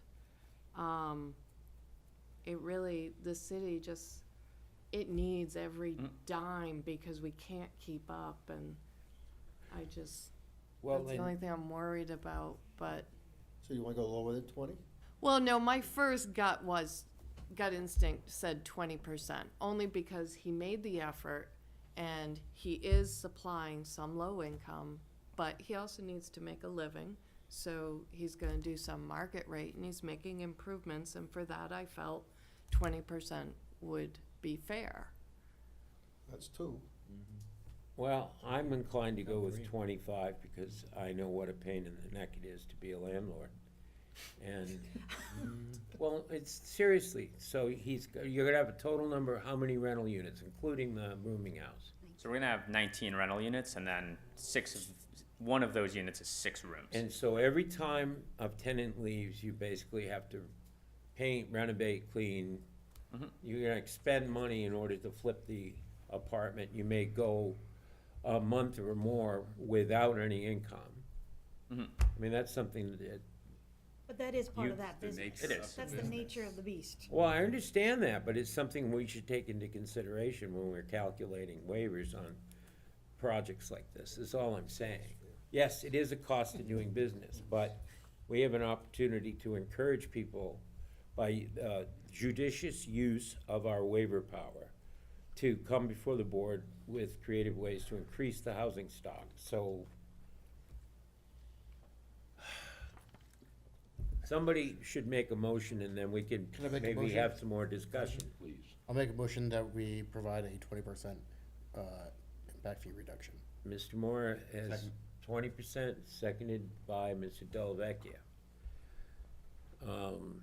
Do you- Anyone do you- interested in To 25%? give you an exact dollar amount, or No. So I can't do it. If you want to, because you know I'm not really good at math. give me a second, give me a second, give me a second. He's good, so. Well, I think the Just put chair down, wanted just put down that he saves discussion. 4,873. So What that, was that first number you? Well, so see, that here, would be yeah, this is kind of a 4,700 unique, 19,000 something. 19,495.67 is gonna be the impact fee due. How much is taken off? 4,873. 4,000? Is it? Yeah. 40%. 4,800? okay, so the motion's been made and seconded. It's a 20% waiver, meaning he has to pay 80% of the normal impact fee assessment, correct? Wouldn't it be 60? No. Oh, I'm terrible at math. Dear God, woman. I hear that a lot. Just raise your hand when it's. And We she might had me, raise you to she had me for a 25. minute, and I'm thinking, wait a minute, 60 and 20? It has to pay 8% of that. All right, the motion is for 20%. All those in favor? Opposed? I think he should have gotten 25, but that's my take on it. You have been granted a 20% waiver of the impact fee. Cool. Godspeed. Thank you, guys. Go home and Fun night for you. it's been a nice, long night. Yeah, the shortest one was the last one. Sorry about that. Sorry. So the, just be, where are we at here? Old business. That was a worthless time. All right, so If you divide that we amount don't have any old business. Well, there is some, And we There have is no- some? yeah. Oh, God. Any planning department, There's no planning department report. Zion Zion Hill Hill Road. Road. There's Yes. still, I can't help but look at it every time I drive by. He put a couple cones there. It's less than it has been, but there's still a car parked up the hill for the last couple of days. We wrote a letter already, We're a little short-handed. and we're a little bit shorthanded, but we did write a letter I'm sure. to go out again, for them to come back, so after, I think it was the March, I don't remember which meeting, when I wasn't here for 2 weeks. Dean talked with the property owners, and then the cones went out. Right. And he said, if you don't do something, you're coming back to planning board. So I actually have an item ready to come back to planning board for compliance review for that property. So when we don't receive anything back, or whatever we receive back from this last one, Right. they may be back.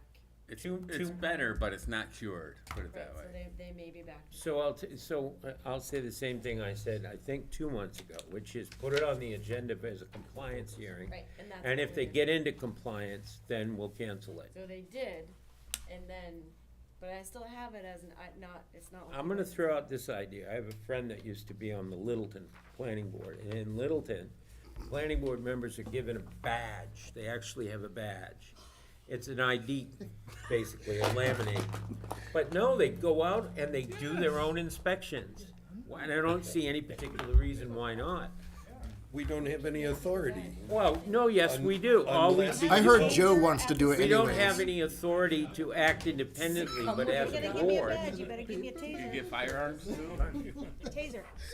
I just want to get out of jail free. You guys, I'm trying to keep this focused, all right?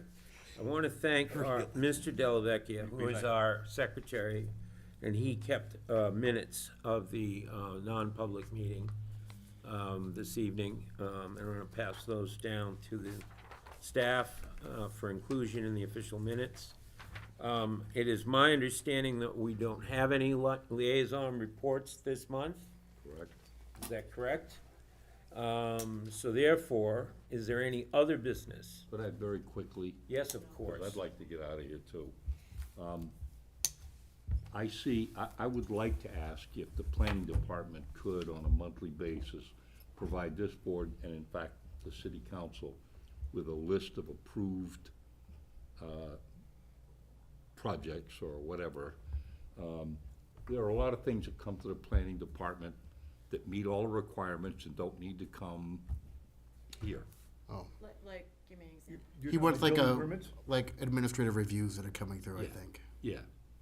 Things that normally wouldn't come to the board. So I can just tell you, the only administrative review we've had in 3 months is the church, when they're doing the column thing. The column thing? I don't know what it's called, I can never pronounce it. It's like they're they're gonna be St. using some Joe's. of the church for ashes, to hold ashes of people coming to the mortuary. Yes. Columbarium, Thank or you. whatever it's called. Yeah, It's see, I a- can't say it, so I it's don't. Mausoleum for cremains. So Kirk just signed that, it's been sitting in Dean's inbox for about a week, and then now Kirk signed it, so it's set to go. That's the only Yeah. thing that's happened since. I think what the counselor's getting at is, we always hear rumors and rumbles. Oh, wait till you see what's coming in the pipeline. We would like to know what's in the pipeline. So is there some way that we could get a list of the applications when they come in, at the beginning of the process? And So just I- simply the applicant and the address to be affected. Right, but you guys asked us before, and I told you last time that I do a thing on the website that's called active applications when they come into TRC, whether they're going to another TRC, whether they're going to planning board. We have that already. It's already on the website. Is that all Had building that for a while. applications? Okay, Is so, that all building applications? It's all ones coming here, not building permits. 'Cause Okay. if we made a list of building permits, we would be doing nothing but making a list of building permits all day, Yeah. literally. It's Uh, thousands of dollars. What are you looking for? So is that what you're looking Yeah, for? I mean, I think that's what you want. That's kind of a summary of. I just want addresses, applicant and So addresses. this on the active if you go on the planning department page, very second thing after the state school is active applications, and it says address and their proposal and what they're. And I guess what I would ask is, would you print that out? You know? Oh, for God's sake, They I'll don't print have- it out, mail it Listen to to you. me. They don't have Carefully. paper in the budget. Bruce, are you- Y'all may be very competent at getting on the website, and I looked up garbage a week ago here, and it took me over an hour to find out when the damn thing was gonna be. I wondered who was going through my cans. Could you just, if you don't wanna give it to these guys, could it at least provide it to the council? I would, the chair would ask the Send them an staff email.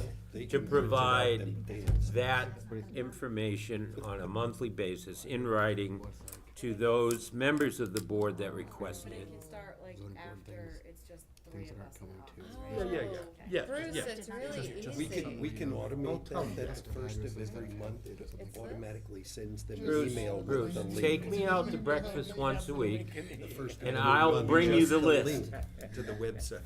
It's really that Email simple. Oh my goodness, it's even got the addresses. Okay, You does don't anybody hear me, do wanna you? make a motion to adjourn? Yes. Yes. We have a Motion to adjourn. motion to adjourn. Second. Does not need a second. All those in favor? Get up and leave. Holy gear. If you're not in So I went favor, out and talked stay to the put. bank Stay president put for a second outside. until the That's next what he meeting. told me. He said that's the number one thing they've This was heard a about lot from the easier than I citizens thought of it was gonna Laconia is be. that damn sign with the. It never is. I rest my case.